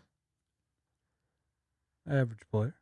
The best year. Well, I mean, batting average in Cleveland, though, he batted .341, .290. I can't remember what year it was in the mid-'80s when they thought the Indians were going to win the pennant, and they ended up finishing last. Listen to this. He had 40 home runs that year and only... No, I read that wrong. Never mind. It's doubles. That's doubles. That was stolen base. Oh, okay. He had 0 home runs and 40 RBIs. I was like, wow. In 1980, never heard of this guy. In 1980, the New York Yankees lost the American League Championship Series 3-0 to the Kansas City Royals. All right, Tom. And George Brett. Well, we had a guy batting .390. Yeah. Check out this lineup. They were 79 and 81 in 1980. That's a Manny Ramirez batting 7th. Is that the best that they can put out there? This is 1996, Terry. Think of that. Man, look at this. Good gracious. That ain't the best. That ain't their all-time lineup. That's 1 year. That's a guess against the Atlanta Braves. That's one heck of a look at that team. Look at that. How did y'all lose? Yeah. I'll tell you that. How did you lose? Man. They had a good team, man. How? No lie. How did you lose? The number one reason why they lost, Terry, because Omar Vizquel's batting second in that lineup. Why is he batting second and Manny's batting 7th? I don't understand that. You got Paul Sorrento is still down there. Jim Toby's playing third base. He's playing third base. Yeah, but you got a great leadoff hitter. He's going to get on. Look, your number 4 hitter, your number 6 hitter, and your number 7 hitter have more home runs than your DH. Yeah. They were good, man. Golly, that's a good line. Sandy Alamar's in the Cleveland spot. Indians lineup, folks. But on Eddie the radio. Murray wasn't bad. No, he wasn't. Kenny Lofton batting first, Omar Vizquel second, Baerga batting third, Bell fourth, Eddie Murray fifth, Jim Tomey 6, Ramirez 7, Sorrento 8. I would put Vizquel back at 8 and bump everybody up 1. Yeah. In the lineup is pretty much what I would do if I was Mike. Who's I'd that? put- Mike Hargrove? I put Vizquel Who's 9. coaching then, Tom? Yeah. Say that one more time. Who was coaching the Indians in? Was that Hargrove? Yes, I believe. Yeah, All right, did y'all see the Pirates fan?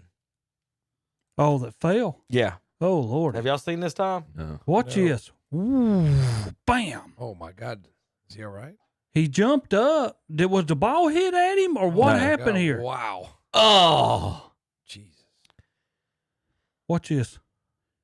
I mean, he was jumping up, I guess, and just went over the thing. Oh, my Correct. gracious. He jumped up. He's drunk. Went over the railing. Tried to grab on. Flipped over. Fell on his head. Cracked his skull. He's in critical condition. Look Oh, at my this. gracious. Dang! You're lucky he's not dead. Oh, they had him. They daggum. It took a while. Yeah. Golly, that's God Almighty. That's bad.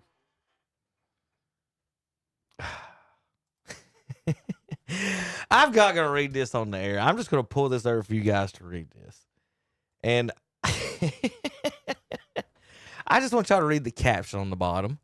Just slowly in your heads for you guys for a second while I get the next shot pulled up. Down here where it's white. Just read it in your heads.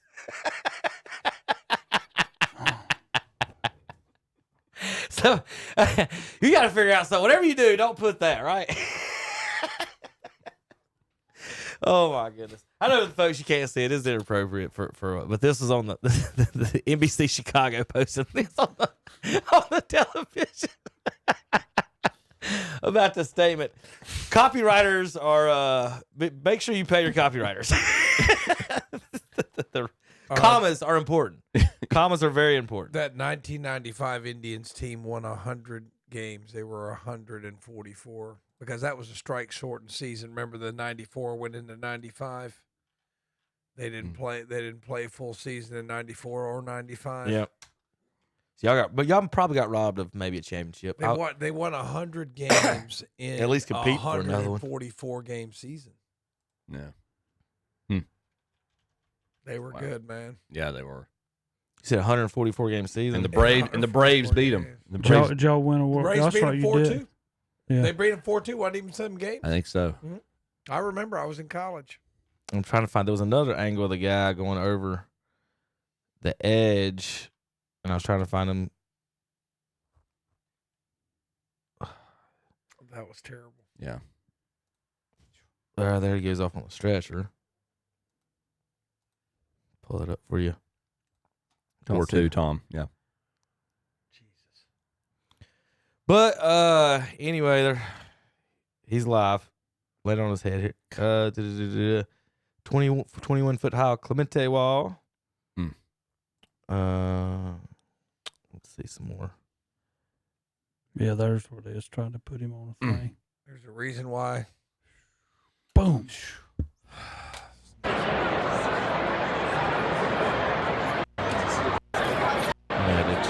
I thought that might have been an audio clip of it. All right, so there you go. There's your Pirates fan diving head first on the field. Did you see Jose Altuve's recent request? Yes. He didn't want to lead off anymore, Terry. You know why? Any guesses? Any guesses, Tom, why you would ask to not lead off anymore? You're not as fast as you used to be. No, not even close. Your on-base percentage is down. I'll let you read that out loud, Chip. Jose Altuve asked out of the leadoff spot. He needs more time to get to the dugout from left field. He played second. Because they moved him to the outfield. He's pouting, Terry. It doesn't want to bat leadoff because it takes him longer to running from the outfield instead of second base. What is that, 5 seconds tops? What does that 3 matter? seconds tops? How much longer does it take? But what does that matter? Because you're going to lead off one inning. Baseball players are. You know you're going to lead off one inning, the first inning. That's it. Doesn't matter whatever spot in the order you are. You could still be leading off any other half inning. Right. So you're still. And if he's the away team. Yeah. Yes. Yes. Terry, he might lead off once a game, twice most, and he has to get out of that because he don't want to run in. Why would you admit that? Extra from the outfield. Why wouldn't you just say, "I'm just doing this for"? This the is team. true. This is all true. This isn't made up. This is. If that's not, I mean, Who's playing second base for them now? I don't know, but I'm gonna say this. But now I have to say, whoever moved in that spot from second base must be one heck of a player to have moved him to the outfield. They're probably really good on defense, Terry. Yeah. And they don't have anybody in the minors that can come in and play outfield as good as that. Yeah, and or you're they're like, hey, really, we got to get that. They're that really guy's gotta good. play defense. They're really good bat because he's a good bat, and he can't play in the outfield. Whoever it is. Well, anybody can play in the outfield. Well, let's just help you out. Let's just move you to DH, and you can lead off, buddy. Right. Just to Or let's solve all our problems. Let's just put you on the bench until you listen, quit pouting. Baseball players don't like moving stuff. I know a guy who was in Braves camp. When Chipper got moved to left field. Was it Caminiti came in? Is that who came in when he had to move out? Or he got injured. He was trying to play left field, and he messed up his knee. That's because they moved him in. Well, they moved him left field. They said he sat out there in left field during spring training. He ain't caught one ball yet. Hands on his hips, hands arms crossed. He watched spring training from left field. As your Chipper Jones fan, as someone that played on the field with him, told me this himself.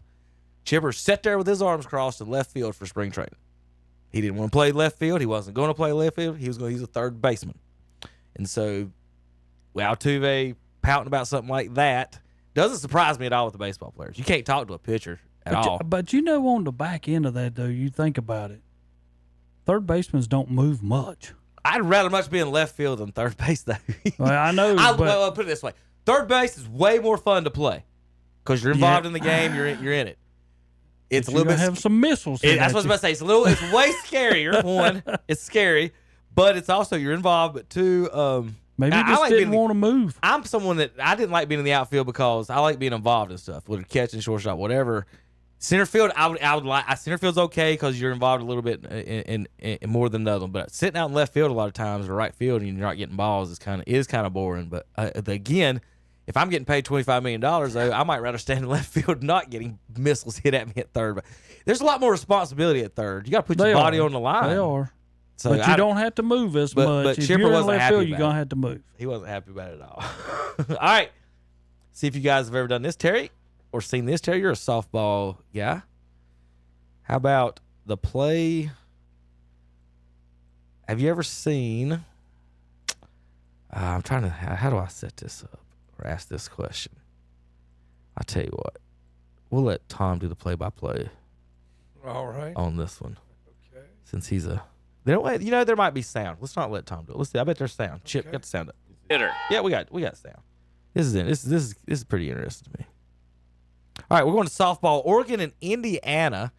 It is 4-1. That doesn't matter. Just watch the play. Let's do it. See what you guys have ever seen this before. Top hitter. Check swing. Did she go on appeal? Yes, she did. Minnick heads to first. The throw is in time to complete the strikeout. So on the check swing, Sokolsky gets Minnick, and there's 2 away. Didn't she hit it off the ground? Where'd the ball go? She did Third not. K of the day for the right-hander. Y'all don't know what happened. Doing a good job of that. And again, I think. It looked like a foul. Yeah, a little bit of confusion there. And there's Third K of it for the right-hander. Doing a good job of that. And again, I think. Yeah, a little bit of confusion.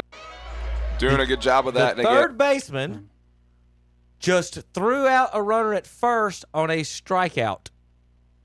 But it's the third strike. The ball went off the catcher's shin guard. It's a swing and miss off her shin guard. Third baseman throws him out from foul territory. But from the opposing dugout. Correct. Through a dart. That's what happened. Have you ever seen that, Terry? An infielder not that throw far anybody out on a strikeout? Not that far. Tom, baseball, softball, anything. No. Is that not wild? That's pretty crazy. So the third baseman threw out the strikeout at first. What heads up play by her, right? Yeah. Like she to charged, even be moving. Right, she charged on what looks like a foul ball. Mm-hmm. My third baseman, he would look at me right now. I'm like, am I supposed to get that? If his finger wasn't in his nose, and she charged hard on it. Like, watch this. And I think from the get go. So yeah, she saw a little it, bit of confusion knew what there. to do, and made the play. That might be the best defensive play of the year, whatever it is. Give her an ESPY. Give that third baseman an ESPY. To even recognize that. I don't know if I'd recognize that. A little bit of confusion there. And hoses her at first. For a minute, she didn't know if she was going to go. Yes. What a play all around. I was curious if you guys have ever seen the old throw out from somewhere else. Non-catcher. All right, any more baseball guys? We'll talk about some standings here for a minute. Oh, I did have one. Let's see. Barry Bonds. You could take all of his stats from his 7 MVP seasons, and he'd still have 440 home runs and 359 stolen bases. Just from those 7 seasons alone. Yep. But you got to remember, he didn't hit a lot of home runs, actually. He wasn't actually a home run hitter. He only hit over 50 one time in his career. Once. Well, he didn't take steroids that year, they say. At all. How about in the standings? All right, Aaron Judge is your leader in batting 430. Goldschmidt, the Cardinals couldn't use him. He's second in Major League Baseball in hitting, Terry. Couldn't use him, though. We couldn't. We moved a catcher over there to play first instead. We paid a catcher $200 million and got rid of the guy batting second in Major League Baseball. And you know what a catcher's batting right now at first base? Last time I checked when I left Atlanta, it was like 187. Well, I want to tell you 187. something. I'm glad you mentioned that again because I was going to say that a minute ago. But there are more people in Major League Baseball batting 220 and less than you've ever thought of. It's awful. Kansas City's got 4 in our starting lineup that are batting 220 and less. We're only a month into the season, so I'm not getting to it. But Judge is in Triple Crown territory right now. He's 2 home runs off the pace. He's leading the league. He ties for the league in RBIs and with batting average.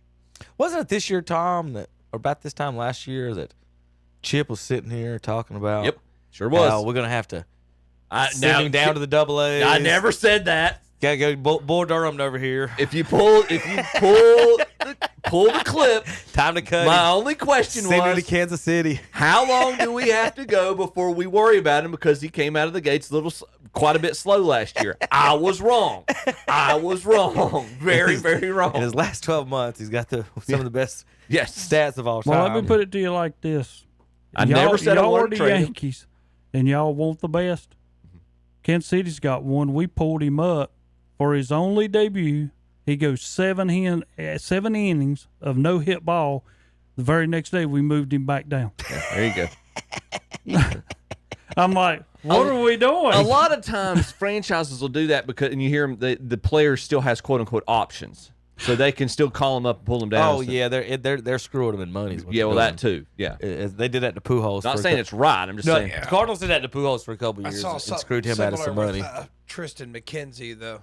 It looked like the Indians were going to move on from him, but then he accepted the assignment at AAA Columbus. I don't know all the rules on that, but I assume that if they're going to send you down, you may have the option to say, I'm going to go somewhere else. You basically you got a couple of send downs at once you get up to the majors, but you also they control you for 7 years basically. Yeah. Right. So it's that was the thing. With Pujols, he's wanting more money, and they're like, screw you. And if they then he left. Good job. If they don't let you, if they skip just the first 2 weeks of the season and then call you up or something, like a very short amount of time of the season and then call you up, that season doesn't count against your usage time or against your their time they control you. Chris Bryant famously, the Cubs didn't bring Chris Bryant up until a few weeks after the season started, and that didn't count as his rookie year. Yeah. So they got an extra year of usage out of him basically for that. Well, I didn't quite understand Kansas City. We go get this kid. He's 2-0 in the minors with a ERA of 2 point something. We bring him up, and I understand why. It's Cole Reagans, which you're going to let him come back when he's ready. Yeah. But he goes out there one time, goes 7 innings of no hit ball, and then the very next day you move him back down because Cole Reagans comes. You know what, Kansas City? I'd be hunting somewhere for this guy to be a starter or come back up real quick. Small sample size, Terry. It is, and it's early in the season. It's early. Well, Tom, I was trying to find a video or something of our new Cleveland Guardian from Kings Mountain, and the first video they showed me is an error. So we're just gonna go to Will Wilson's first error of his career. Gonzalez will be safe. Yeah, well, congratulations to Will. Here from Kings kudos. Mountain. I know Brad, his dad's got to be very happy about that. Yeah, I'd let you take that one. Oh, that one's going to eat up the third baseman Wilson on a fair ball. Cut him. And he muffed that play. Cut That's him. the way it's been going today for me Cleveland. Cleveland. He'll be all right. He'll look good in the Gonzalez will be safe. That That'll be Trump, There's your that difference fixed, Tom. from going to second Signs that to executive third. order. You're different going from second to third. Indians. How about his first major League debut, gets his first big league hit. So here's Will Wilson. Major league debut, gets his first big league hit. So he'll finish the day with a good memory. And this crowd of 23,981, family in attendance, everybody appreciating the major league debut and the first hit for Will Wilson. JP, you know that guy right there? Yeah. Actually go to church with the entire family. That's what I'm. How about that? That's Look at the nothing wrong. screen. Is that? Is that? Yes. That's Here's the Will family. Wilson. Major league debut, gets his first big league hit. So he'll finish the day with a good memory.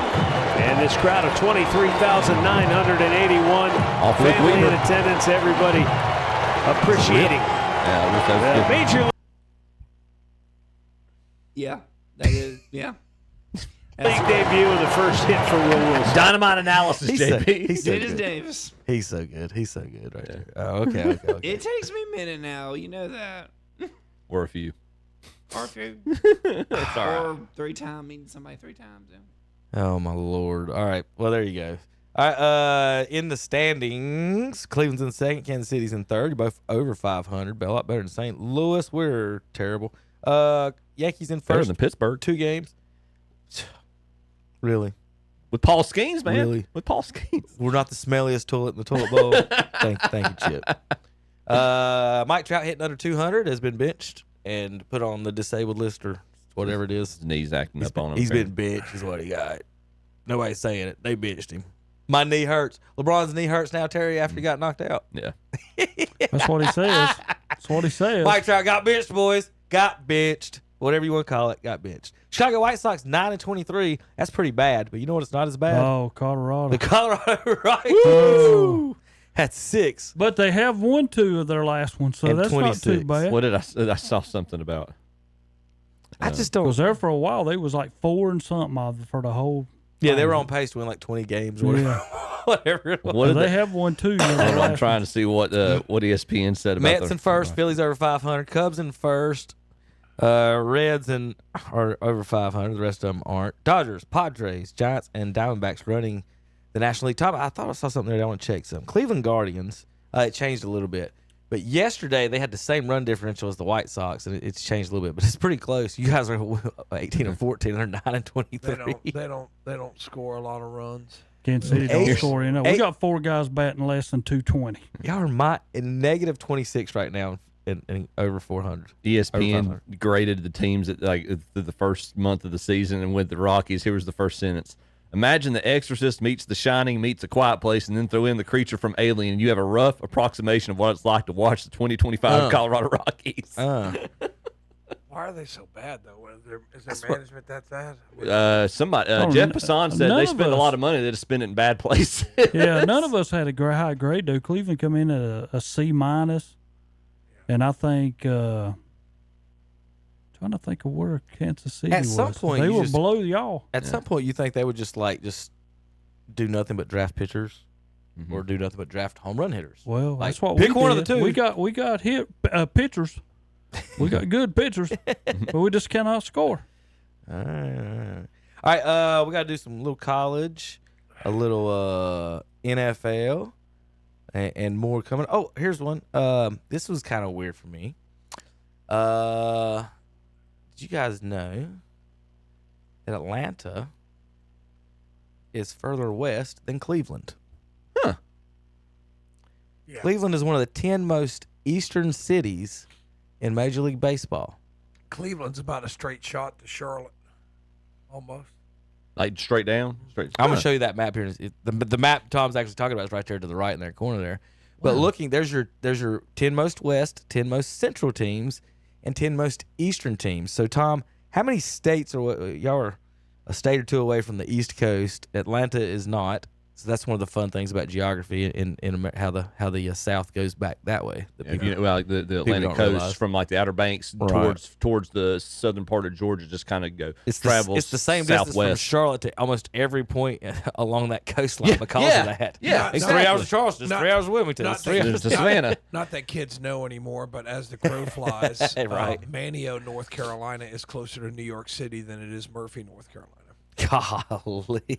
Seriously. I didn't know that. Wow. I didn't know that one. Yeah. I did not know that. I mean, it's just one of those things that, like, geography's fun, and I got one kid in my class, it's funny, he's like a geography buff, he just loves geography, but kids don't, just Google map it, they don't really pay attention to geography. Well, that red line is the line Cleveland is on. Like Yeah, Tom said, it see. almost comes down through Charlotte. Yeah. So, I mean, really, And if you Atlanta's look at it, almost it's in about Alabama. right through Shelby, isn't it? Yes. Yeah, for the most part, yeah. All the way down to Tampa. So, Tom, you go from Cleveland. You're born in Cleveland. You live your life in Charlotte, Shelby area, and then you retire down in Tampa. So there's your red line. There's Tom's life right there. I was actually not born in Cleveland, and I would actually never be a resident of the state of Florida. And it's got nothing to do with politics. It's just I can't stand hot weather. Now, like I don't want to live in Minnesota or anything, but when it gets like this time of year, I love it. Like last Sunday, I was out umpiring baseball. It's about 75 degrees, and I loved it. It's not like, I mean, give it a month. Wind blowing a little bit. If a shack wouldn't cost you $2 million in California, I think I would love that weather. It's like 75, the humidity, 45 at night. Wear your sweatshirt at night. I mean, that's be the ideal weather for me. Not that 90 degree. Oh God, you can have that. All right, boys. Well, if you got anything else, we're gonna move on here. We'll be right back. Just a few minutes. We'll talk a little NFL, Masters, and more. KDCBroadcasting.com. Old MacDonald had a farm, E-I-E-I-O, and on this farm he had some chicks, E-I-E-I-O, with a tick here and a tick there, here a tick, there a tick, everywhere a tick, old MacDonald. If old MacDonald had a farm today, he'd have a Coyote tractor on it for sure. Test drive one at your local Coyote dealer. Your Coyote dealer is West End Sales, Highway 18 North, Highway 27 intersection west in Vale.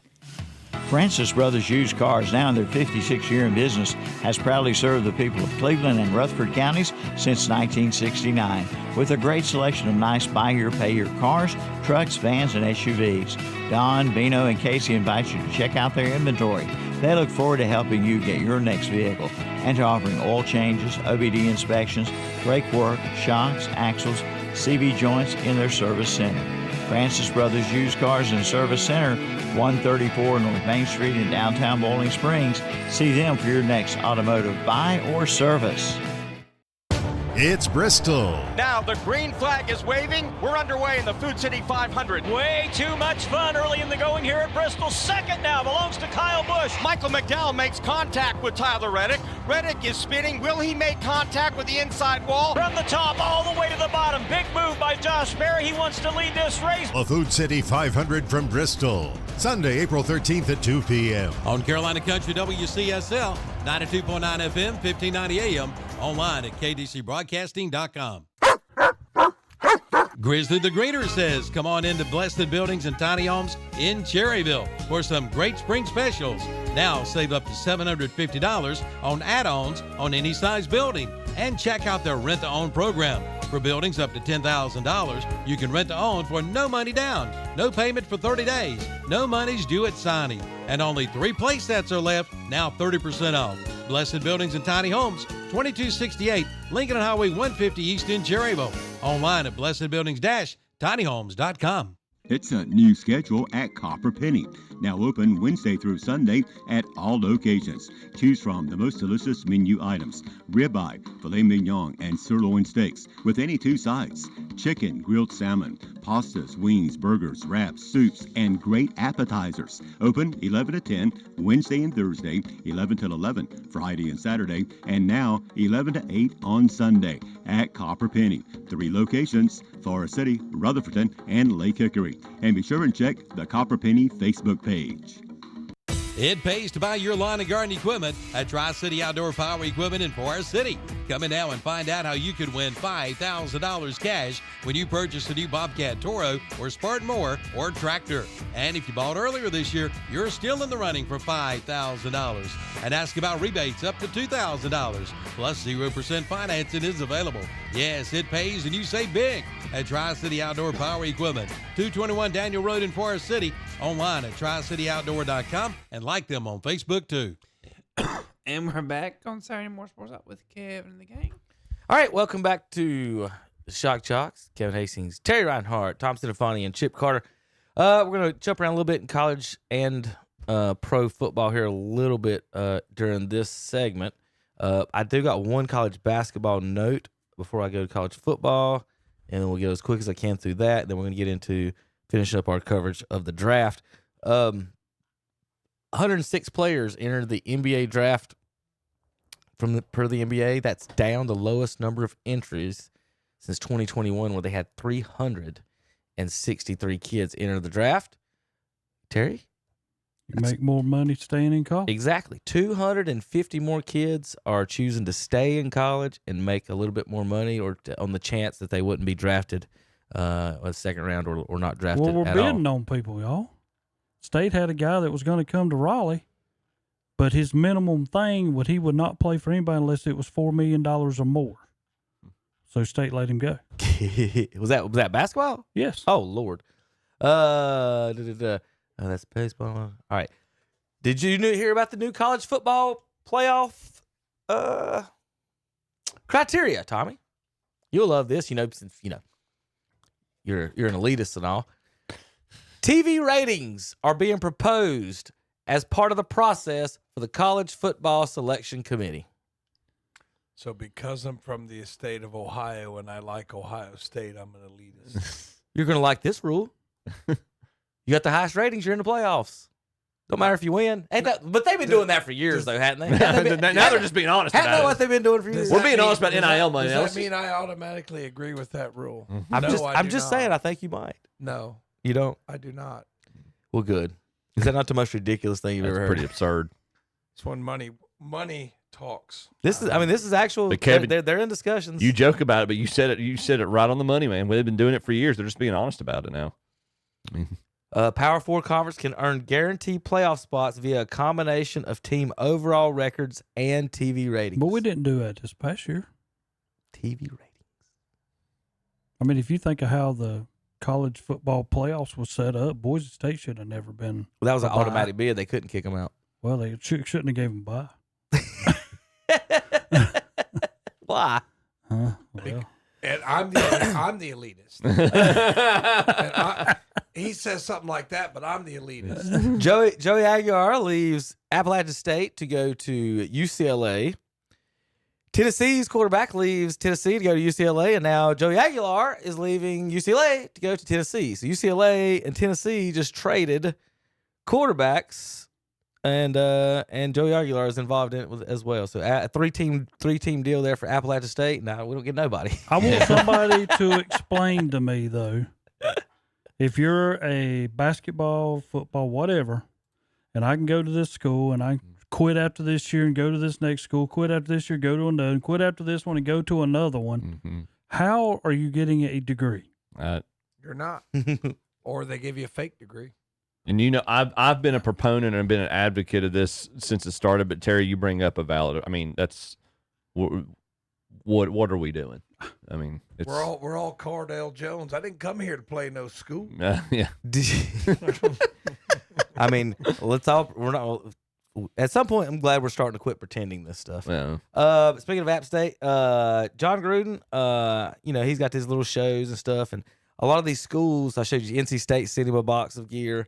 Well, App sent John Gruden a box of gear, and within about 10 seconds, it's a 4-minute video. I didn't even watch it because within 10 seconds, you'll know why I just turned the channel. Well, Jake, we have a rivalry box. Everybody knows we opened up the box from Georgia Southern, but now the people from Appalachian State. Failure. Golly, John. 12 seconds. Check your email, dude. Come on. Some people do pronounce it that way. 12 seconds. Not the right people. Don't that make you Tom, feel good? You're 100% right. What? Some people do, and they are morons. How do we even have this discussion? It's what schools? Why are schools teaching this? What English class is teaching Lachen? Where is it? Pull me an encyclopedia. Someone prove it to me that at some point it's pronounced Lachen. It's the dumbest thing. LATCH. Somebody write it out. The English is the worst language as far as this stuff goes. As far as what it should be. Say you look at it, but it is not Lachen. And this man has been watching football for how many years? Like he doesn't watch a lot of. Maybe he never have somebody from Appalachian on his team. How do they know they're rivals? I mean, somebody in the room told them that. If he don't know how to pronounce that, he don't know Right. Georgia Southern's our rival. What a crock of everything. This guy's I'll never watch anything ever on him again. Whatever he says is a lie, is bullcrap. Get that gold chain. I don't look. 12 seconds in, it's a 4-minute video. I will not watch another second of that. It's a little childish, don't you think? Who, him not being able to pronounce a grown word? Yes, it is childish. He's 75 years old and he can't even know what an Appalachian mountain is. He's not 75. He's close. He's close. Kevin took that to another level there. I wasn't expecting that. He's 61. He's 14 years away from being 75 years old. He's 4 from AARP, Tom. What's your point? What's your point? Is you call? He's old, 75. But that's just what you do. You get to make up your own facts. What's wrong with 7? Wait a minute. You Okay. make up your own facts every week on the show. You just make I didn't say it's the fact. He's old. You just make stuff How does he up, not man. know it's Appalachian? Explain that. I mean, because some people in the northern part of the country There we pronounce go. it that way. There we go. The people that don't know how to actually pronounce words, that look down on people in the South that do know how to pronounce. Where does the Queen's English come from? The Southerners. Where do the Southerners get their English from? The Queen's English. Is it not? Where do the Northerners get their English from? The Italians? Where do y'all get it from? Where do y'all learn to? If you notice, the English and the people in Boston and New York don't pronounce the letter R and add R's when there aren't there. So I can see how they're akin to each other. I mean, how the English dialect influence both northern and southern accents. I just want to know. Hold this. The same people, Terry, that'll pronounce it Appalachian will hold up their degree and tell me it's more important than my degree. Correct? Correct. People from Harvard will sit there, and anybody over the Mason-Dixon Army, I'm smarter than you. Harvard. I went to Harvard. I can't pronounce anything. It's Appalachian. Well, you know, it's funny you mentioned Harvard. Burns had a girl get into Harvard. Seriously? Abigail Centel. Congratulations. Appalachian. I know. I mean, Appalachian. there's no. Okay, we Appalachian. Get it. You're just going to play that for on loop for a little bit, aren't you? Correct. I'm going to record that over. That's going to be our intro next week, Terry. Is this little computer chip you flare chalked my thing off here? broke somehow. something. What the world? But like you can easily like Google that. Like there is no other like it doesn't say. Well, there's another option. There's an idiotic option. There's the idiots. There's a 6-minute video on it, or 43. I thought that was like some guy trying to tell y'all this is how you really say it, idiots. But what I'm saying is some people say creek, but others say crick. I mean, it's just one of those things, man. It's not that big a deal. It's the name of a university and a mountain range. Where'd you go to school there, Kevin? Appalachian State. Just making Like sure. it's not like nobody's going like mispronouncing the Atlantic Ocean, Tom. Nobody's mispronouncing North Carolina. Well, then is there a just state that we one- pronounce now? it's Is there a just state? Nobody's saying Arkansas. No, people Kansas. say- I'm going to people say- Kansas. people say Kansas City. People say Illinois when Now- it's Illinois. Okay, people do that. I do hear Louisiana and Louisiana. People say St. Louis. There you go. And sometimes some people say St. Louis. That's just being Dumb. Yeah, it is dumb. silly. Missouri and Missouri. Missouri and Missouri. And this is just ignorance. If you're this old, if you're 5 years old, what is he, 61? And it's Louisiana. Louisiana is a T. It's not a state. What a asshat. Just John. Get off here. Kevin. Toronto is often said Toronto, and the T's left out. Yeah. Other people say Toronto, so it's not that big a deal. It's just people just. Depends on how mad you are. You know, it's like what is a medicine you get from the pharmacy called? Yeah, but Tom, they don't really believe. No. Answer the question. A prescription. Prescription, but it's prescription. Right. PRE. But people those do this. You're right. But those people don't believe the word is prescription. He believes the word is Appalachian. That's the difference. They're not mispronouncing it. They think that's the word. He said prescription when it's prescription. Right. But it's no big deal. It's right. just- That's not. But that person doesn't think the word is prescription, Tom. You understand what I'm saying? It's a change by Like the mispronouncing Toronto mispronounce with it. an accent is different than thinking that's how it's said. These people actually think it's Lachin. Not I can't say the word because I'm an idiot. It's I'm saying the wrong word because I'm an idiot. We're really doing this, aren't we? Yes, we are. Well, it's cherry. Because speaking of Cherryville. speaking of mix-ups, we got to talk about UNC. Did you see they've had the wrong Jordan logo on their jerseys?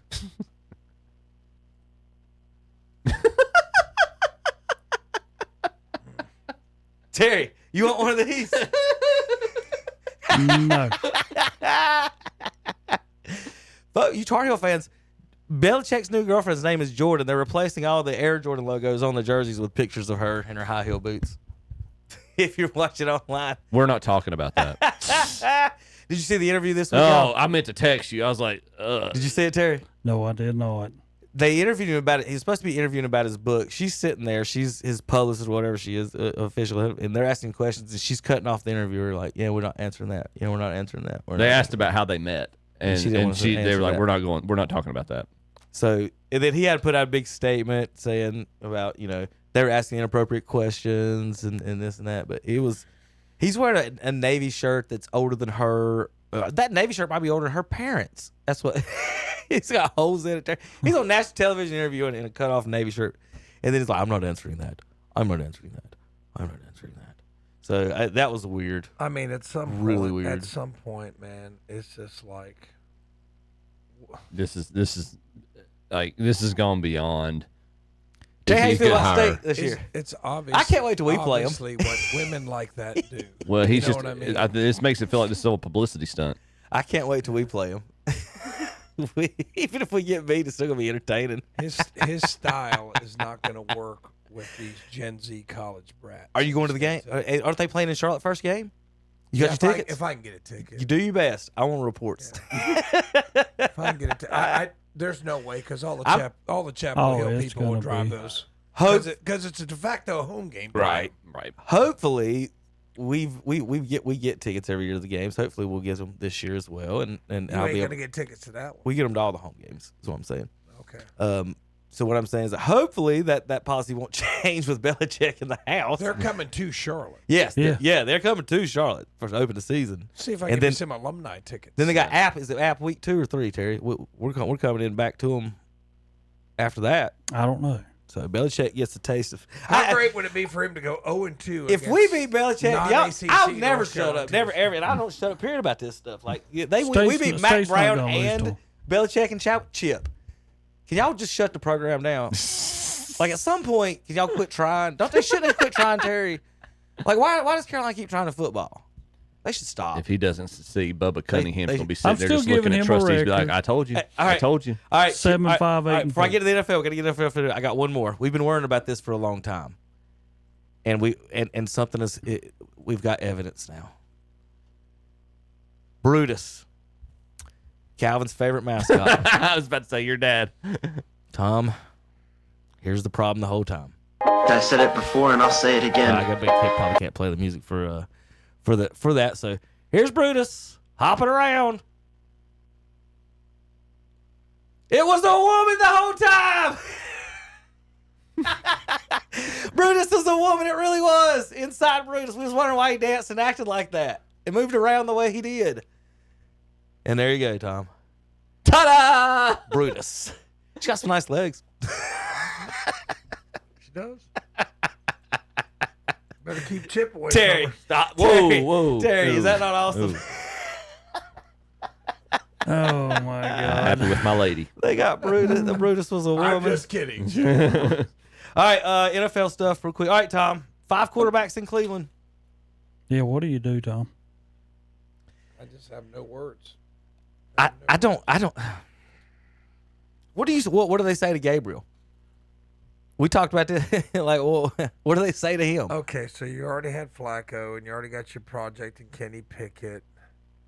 I'm not really sure. Like, it would have made more sense to me. Just get you a wide receiver there. That was your other need. Get you Are you a going wide to trade receiver. 2 of them for a wide receiver?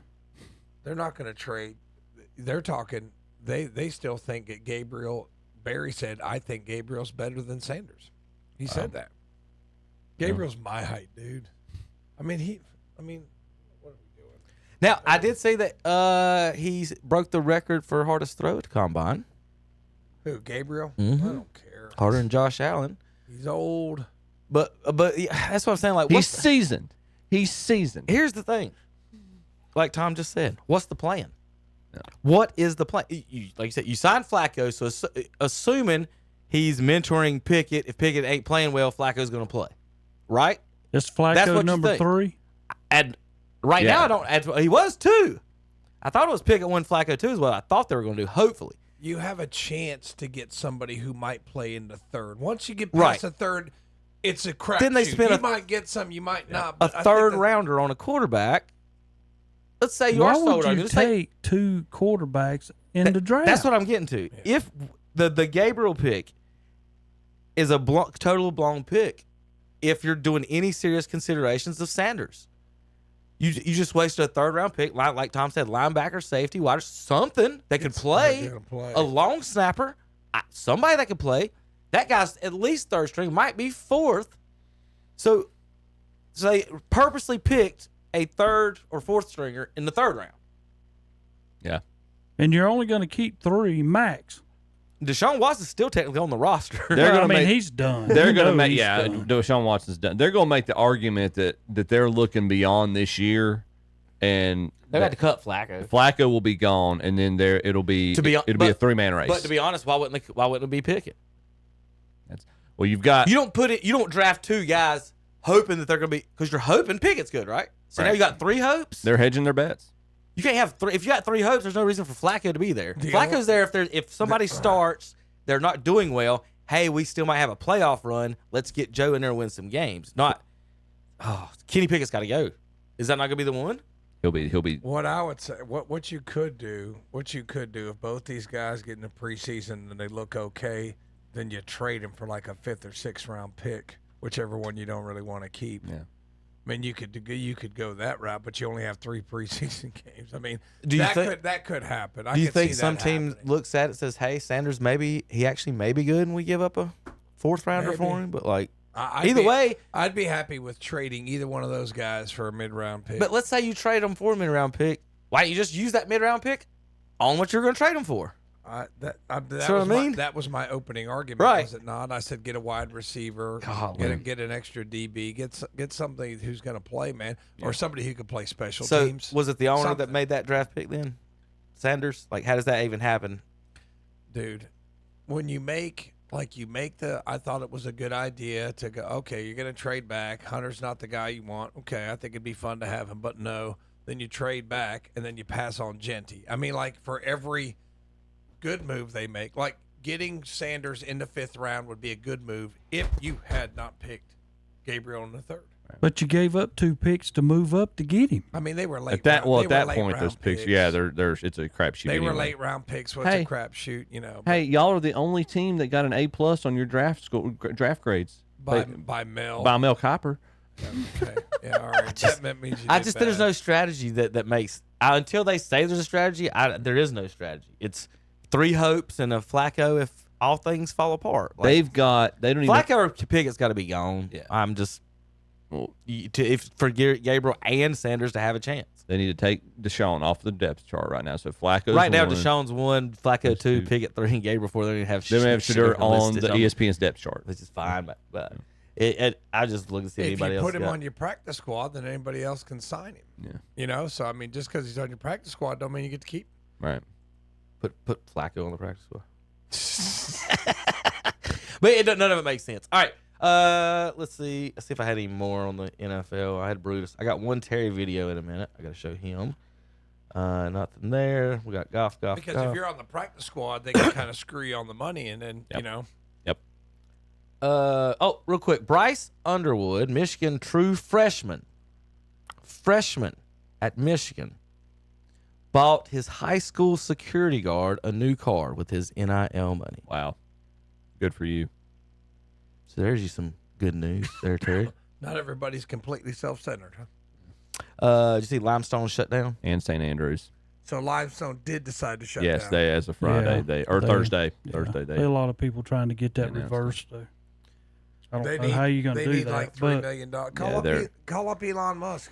Right, $3 million ain't nothing. You'd think they'd figure that out. Real quick, all-time defenders. That's ridiculous. I'll show that later. All right, we'll go to golf in just a minute. We'll take a quick break, JP.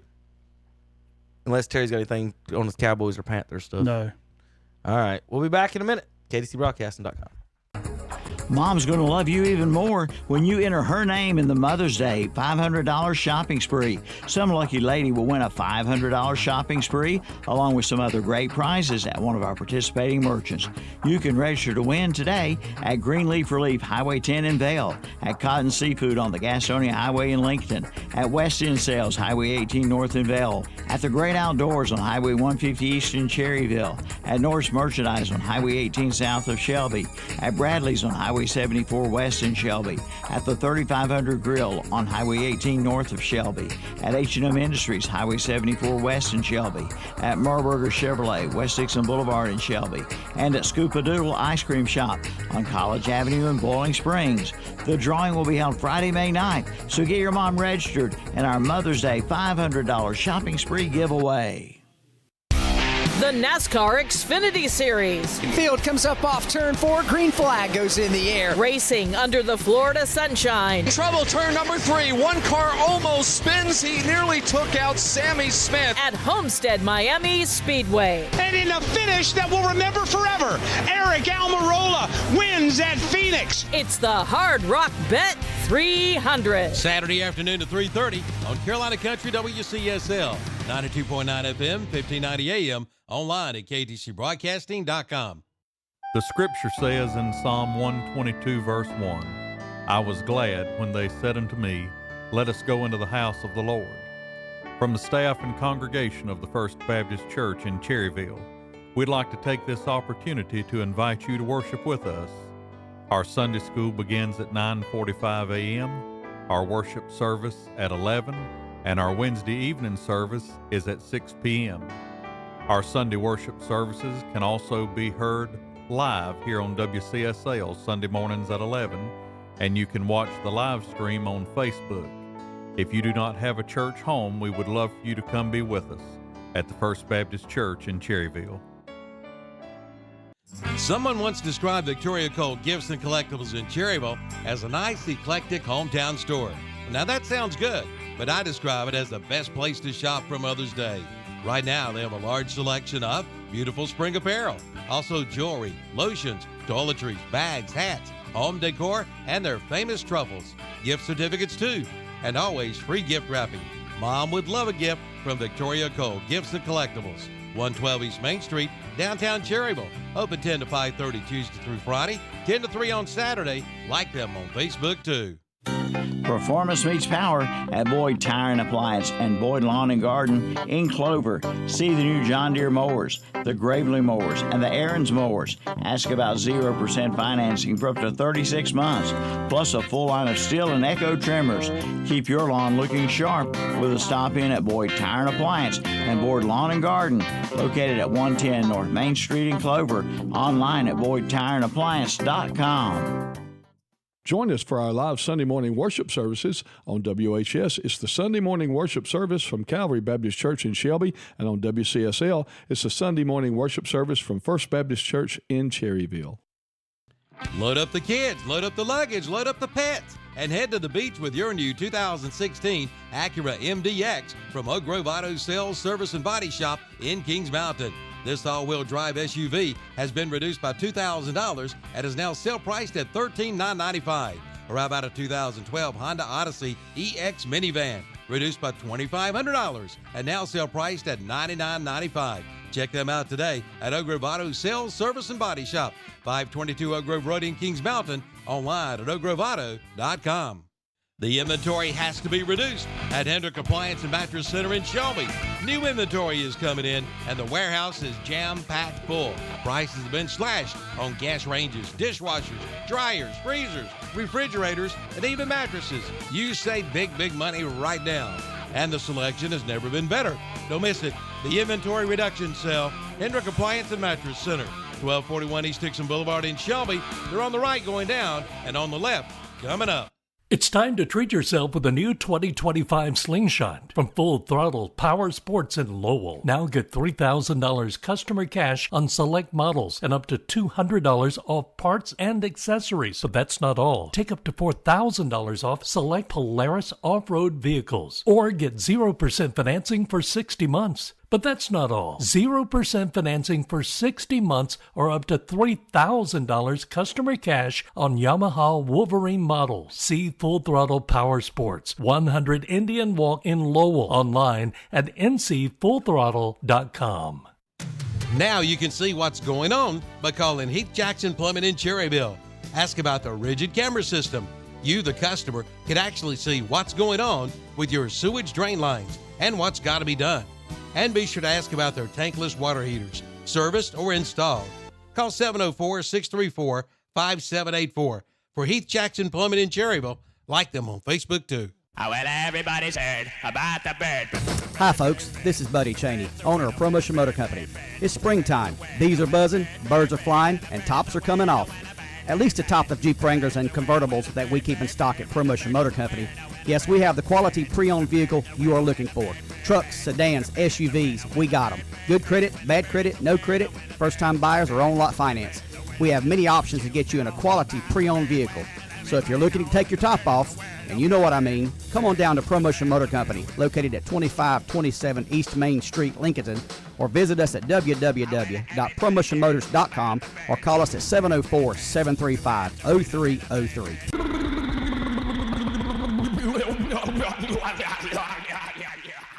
It's Military Appreciation Month at Campers Inn in Kings Mountain. Come in for special military discounts. Also special discounts to police, fire, and healthcare workers. And the 2024 inventory clearance sale continues at the Campers Inn with discounts of up to 50% off. RVs priced as low as $13,995. And don't forget, if you have a camper and you're not using it, the Campers Inn in Kings Mountain will buy your camper. Come in for all the details at the Campers Inn, 615 Broadview Drive off Highway 161 South at I-85 in Kings Mountain. And we're back on Saturday Morning Sports Talk with Kevin and the gang. They're about to end the show. We're having a nice Saturday this morning. We're about to talk a little golf with Chip, give him a few minutes here of his Masters experience. Right, man. And we've Congratulations been putting it off to for a Chip. couple weeks. Well, he took Chip, how long you 9 been weeks doing off vacation before he got back into it. So this should have been, Terry, this should have been my 10th year. I started in 2016. I was not there for the COVID year in 2020 when it was in November. They didn't need all of us. I did have a couple questions, though. Yeah. We got pictures. I watched some of the show that y'all did, and I loved y'all's questions and everything. But my question for you, the last day. Mm-hmm. Okay. You're out there, right? Yeah. All right. Yeah. When they're past you, whatever hole you were on, Yep. which hole was you on? I'm on 8. So I'm on. This is the tee box at number 8. Okay. Right? It's so, uphill par when 5. they're past you and they're done, do you follow them all the way through? So when the last player goes, when the last group goes through my tee box, I'm done. Basically, I'm a patron at that point. I've got now the flag and the suit, and I'm trying to think of all the questions I heard y'all ask. The suit I check in, they hand to me, and I check in at the end of the week. And the reason is it has a Masters patch on it. They are very protective of that logo, so they don't want it off the ground. So I turn the suit back in, unless it's like a merchandise like a hat or a shirt. I also have to take the flag back in and check it back in. So when I'm done, I don't just immediately walk behind them. I have to go up to our gallery guard tent. And check all my stuff back in. But then at that point, a lot of times I'll grab a drink, and we've got TVs in the shack where we check in every morning, so we can watch the action there if we want to. I like to try. I'll go back out on the course. So I'm sorry, I see Kevin pulling stuff up, but I will, like, Sunday. I kept an eye on where Rory was. I actually had to go shopping one more time. My wife had asked me to look for one more thing, so I went down shopping. And at this point, Rory has birdied 9. He's birdied 10. He did bogey 11, but he parred 12, which is a good par on Sunday. Anybody remember what Jordan Spieth did in 2016? Parring 12 is a good spot. And he's hit a 3-wood off of 13, so he's laid up on 13. I'm like, okay, he's safe. He's good. If there's one thing I learned Sunday, 13 is not the hole to try to lay up on. Do not lay up on 13. It's stupid. Have they seen Tin Cup? His name is Roy McIlroy. Rory McIlroy and Roy McIlroy. And one of the guys I was following, I think Max Homa, he says if Roy lays up on those holes, he wins. Yeah. So, and I don't know if y'all 13 is where he put the ball in the creek. Don't lay up. You hit your drive on 13. because of the creek running in front of the green, it's a dangerous shot to try to lay up on anyway. Go for the green. If you hit the water, okay, you're line 4 still, or you're line 3 and hitting 4. But instead, he had an extra stroke, and that's what led to the double bogey. What you see up on the screen right now, Masters.com does a daily during the week of the Before tournament. you say anything, Chip, yeah, this may be the coolest picture ever. I'm a fan. Like this, you should get a giant. No, the biggest wall in your house should be covered in a fat head of this. Shouldn't it, Tom? You see Chip, don't you? Yeah. Okay, I was making sure y'all blind. Everyone on that side saw that. Other than the feature spotlight they did a couple years ago, that's why I was asking you about that earlier in the week. But that was pretty. So one of the friends on my whole, she messaged me. Masters.com does a email blast every morning, and this was their cover photo for the email blast. So they got a picture of Rory and his caddy and Chip's in the background right behind him. Had a neat conversation with Rory. I'm trying to figure out. Wait a minute. Mm-hmm. I thought you were on the tee box. I am. Explain the angle of what I'm looking at. That's the back of the tee box. That's the very back of it. Okay, so what's behind you then? What's behind me? What hole is that? That's number not 8. your hole. No, this is the back of the tee box. Right. So looking straight at that's my hole. Why are you on the front? Why is he walking off the back? When he's walking up, this is him after 7 walking up to get ready to hit his tee shot on 8. Okay, so you walk up to the box, not from behind. Correct. Side. To answer Tom's question He's about what I walking do, to the Tom, box. why I have the flag, I'll get a signal from our guys on 7 when they're putting out when they're finished putting. I'll take the flag, and because it's a long par 5, I go to the front of the tee box waving our flag. That lets our gallery guards down the fairway know to close the crosswalks. So they'll shut the crosswalks down, and then I basically I kind of freeze their try to stay out of the way. And then once they're past me, then I go get in my position where you saw me crouching down with Scotty. Mm-hmm. There's actually, on my Facebook page, you can actually see me crouching down when Rory played on Sunday. My sister posted that. But then I crouched down, and Kevin explained it perfectly. All I'm doing when they're hitting their tee shots, as long as the ball's in play, it doesn't matter if it's going towards the bunker. As long as it's in play, I just hold my flag straight up. It's only if the tee shot's going to potentially endanger the patrons that I'll angle the flag left or right. That lets our guards down the fairway know to yell forward, duck, or get down. So they're using me basically as a spotter. And then I notify them to close the crosswalks, and that's what I do all week. So can you not get all of these with Scotty? And now here's Rory, and hey, buddy, will you sign this for me? We have with you in the background. We have a 0 autograph policy. I know, but my God, man, it's well. Okay, can you pull up Tom's Tom's picture real quick? What do you mean? Or Tom's video, just his solo image. His solo cam. Oh, okay, I got it. I was trying to figure out what you're talking about. Tom, can you kind of point over your right shoulder? Yeah. Yeah. How much do you want for that now, Kevin? The price keeps going up. I know. I was like, he's waiting for him to win that Grand Slam. Now we're going to have a negotiation. Watch you win 4 straight more. Yeah, it's about to triple. But I had a neat conversation with Rory on Wednesday of the practice round. He came up, and we actually talked about our kids. I told him, I said, my kids, my 2 oldest girls are into Bluey and Paw Patrol right now. He's like, oh, that's awesome. I said, and his 4-year-old daughter, Poppy. Yeah. I was like, what's Poppy? Does Poppy have any suggestions? He's like, oh, Bluey's awesome. And so that was pretty neat. I had a really fun conversation with Freddie Couples. I hate Bluey. Not a fan of Bluey, but she's not a good dog. Good dog. But I had a really, really fun conversation with Freddie Couples Tuesday before. No, did you know she's a girl? Yeah, that's the secret, Tom. The dog is really a girl, and they don't tell that, and then you have to figure it out. You're like, oh, after all this time, my kid's been buying. It's a girl toys. Yeah, and they're tricking the boys into buying girl toys. So I've called all these people out on this. Like this is a girl's. This is the same thing as watching Barbie, but the dog. There's a girl dog and it's blue. So it's a big switcheroo trying to make your boys watch a girl's cartoon. It's crazy. I'm sorry. Go No. But Freddie came up. So Fred and Brooks Koepka actually played a practice round together on Tuesday. They played number 2, which is down below us, and then they skipped. What you can do on practice rounds, they start walking up our fairway.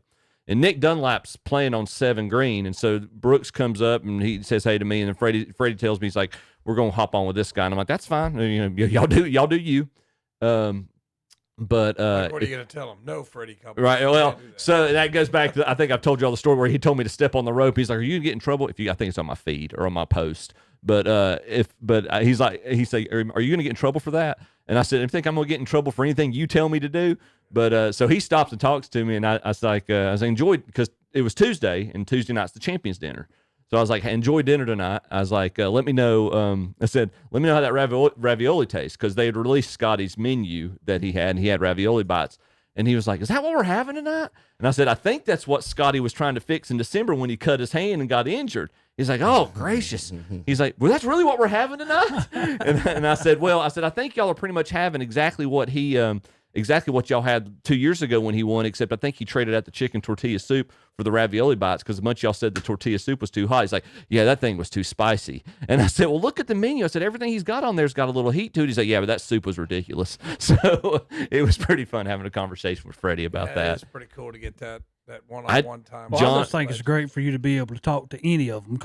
Do you run across any, and you might have had to, don't put yourself on the spot on here. Yeah. But do you ever run across any of them who have, like, kind of arrogant or really don't want to talk? I mean, they're all. Yes. I mean, he ain't gonna say it. Yeah. No, I mean, I don't want you to say their names. I'll tell you what it is. You sit there on the tee box, and I know which ones are jerks based on how their caddies act. Well, because their caddies come up there before they even talk. We're all just sitting there chilling, having a good time. We're all having a good time. And some of them caddies walk up there and just start yelling at everybody. You shut up. You sit down. You do this. Yeah. And they like try to own the place. I'm like, oh, I ain't pulling for that guy at all. If he can't, Justin Rose, I'll never pull for him because of his caddy and how he talks to people. Because he's one of those ones. They walk up, and they're the ones that go, really, really, really quiet. No sounds, please. And I'm one of the people that I like to live stuff like, as far as like, I don't care about the noise. I'm shooting a free throw, but the guys I play with in golf, and they play, and they'll shoot worse than me by 20 strokes. But if the bird chirps and all, shut up. The sound stuff, just shut up. And that's what Justin Rose does, and that's why I didn't want to pull for him. Like, I can't pull for him; he's being a jerk. I'll tell you one thing I'll say that you brought up about when y'all were talking about Sunday, and it's a weird thing, because I know y'all were talking about the shots on the playoff that they had, and hear me, Justin didn't hit a bad shot. His approach is not bad. He missed it by a foot. He's landed it by the foot. I'll be honest. I will give the props to Rory, and it was the advantage to Rory that his tee shot was a little bit farther along than Justin's was. It's not necessarily, because it's not about that slope on 18 green behind the pin doesn't just come straight back down.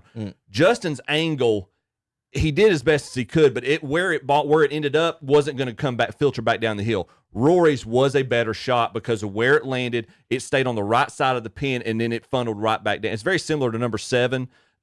7 pin on Sundays. If you're in the fairway, the pin's usually in the lower right hand corner. You want to hit the shot between the middle, between the pin and the center of the green, and it'll funnel right back down to the hole. If you miss too far right, it'll come back down, but not as close to the hole. So it's very precise where you want to be. So I do give Rory the props for his approach in the playoff. It definitely was much better than his approach in regulation, and he admitted that. But it was pretty. It was a fun day. John Rahm told me he missed me. That was pretty cool. Well, you should have told him I picked him, and he's sorry.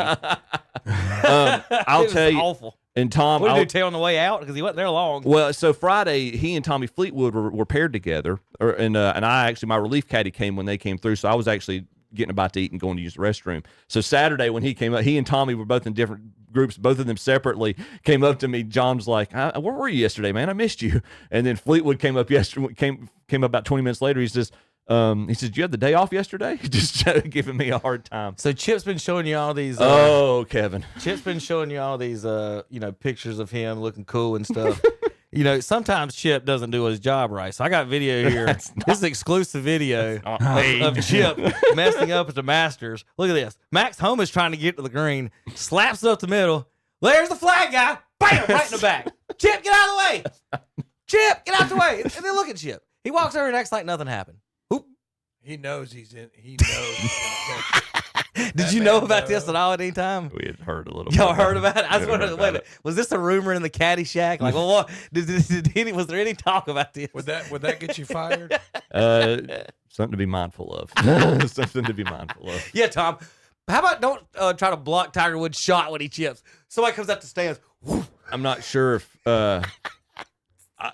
I don't know everything that was going on That's there. the funniest thing ever. Yeah. All right, we got to go. We're way over time. We'll see you guys next week. Shock Jock Saturday mornings, 8 to 10:15 usually, and also Rumble and YouTube. Rewatch it there, KDCBroadcasting.com.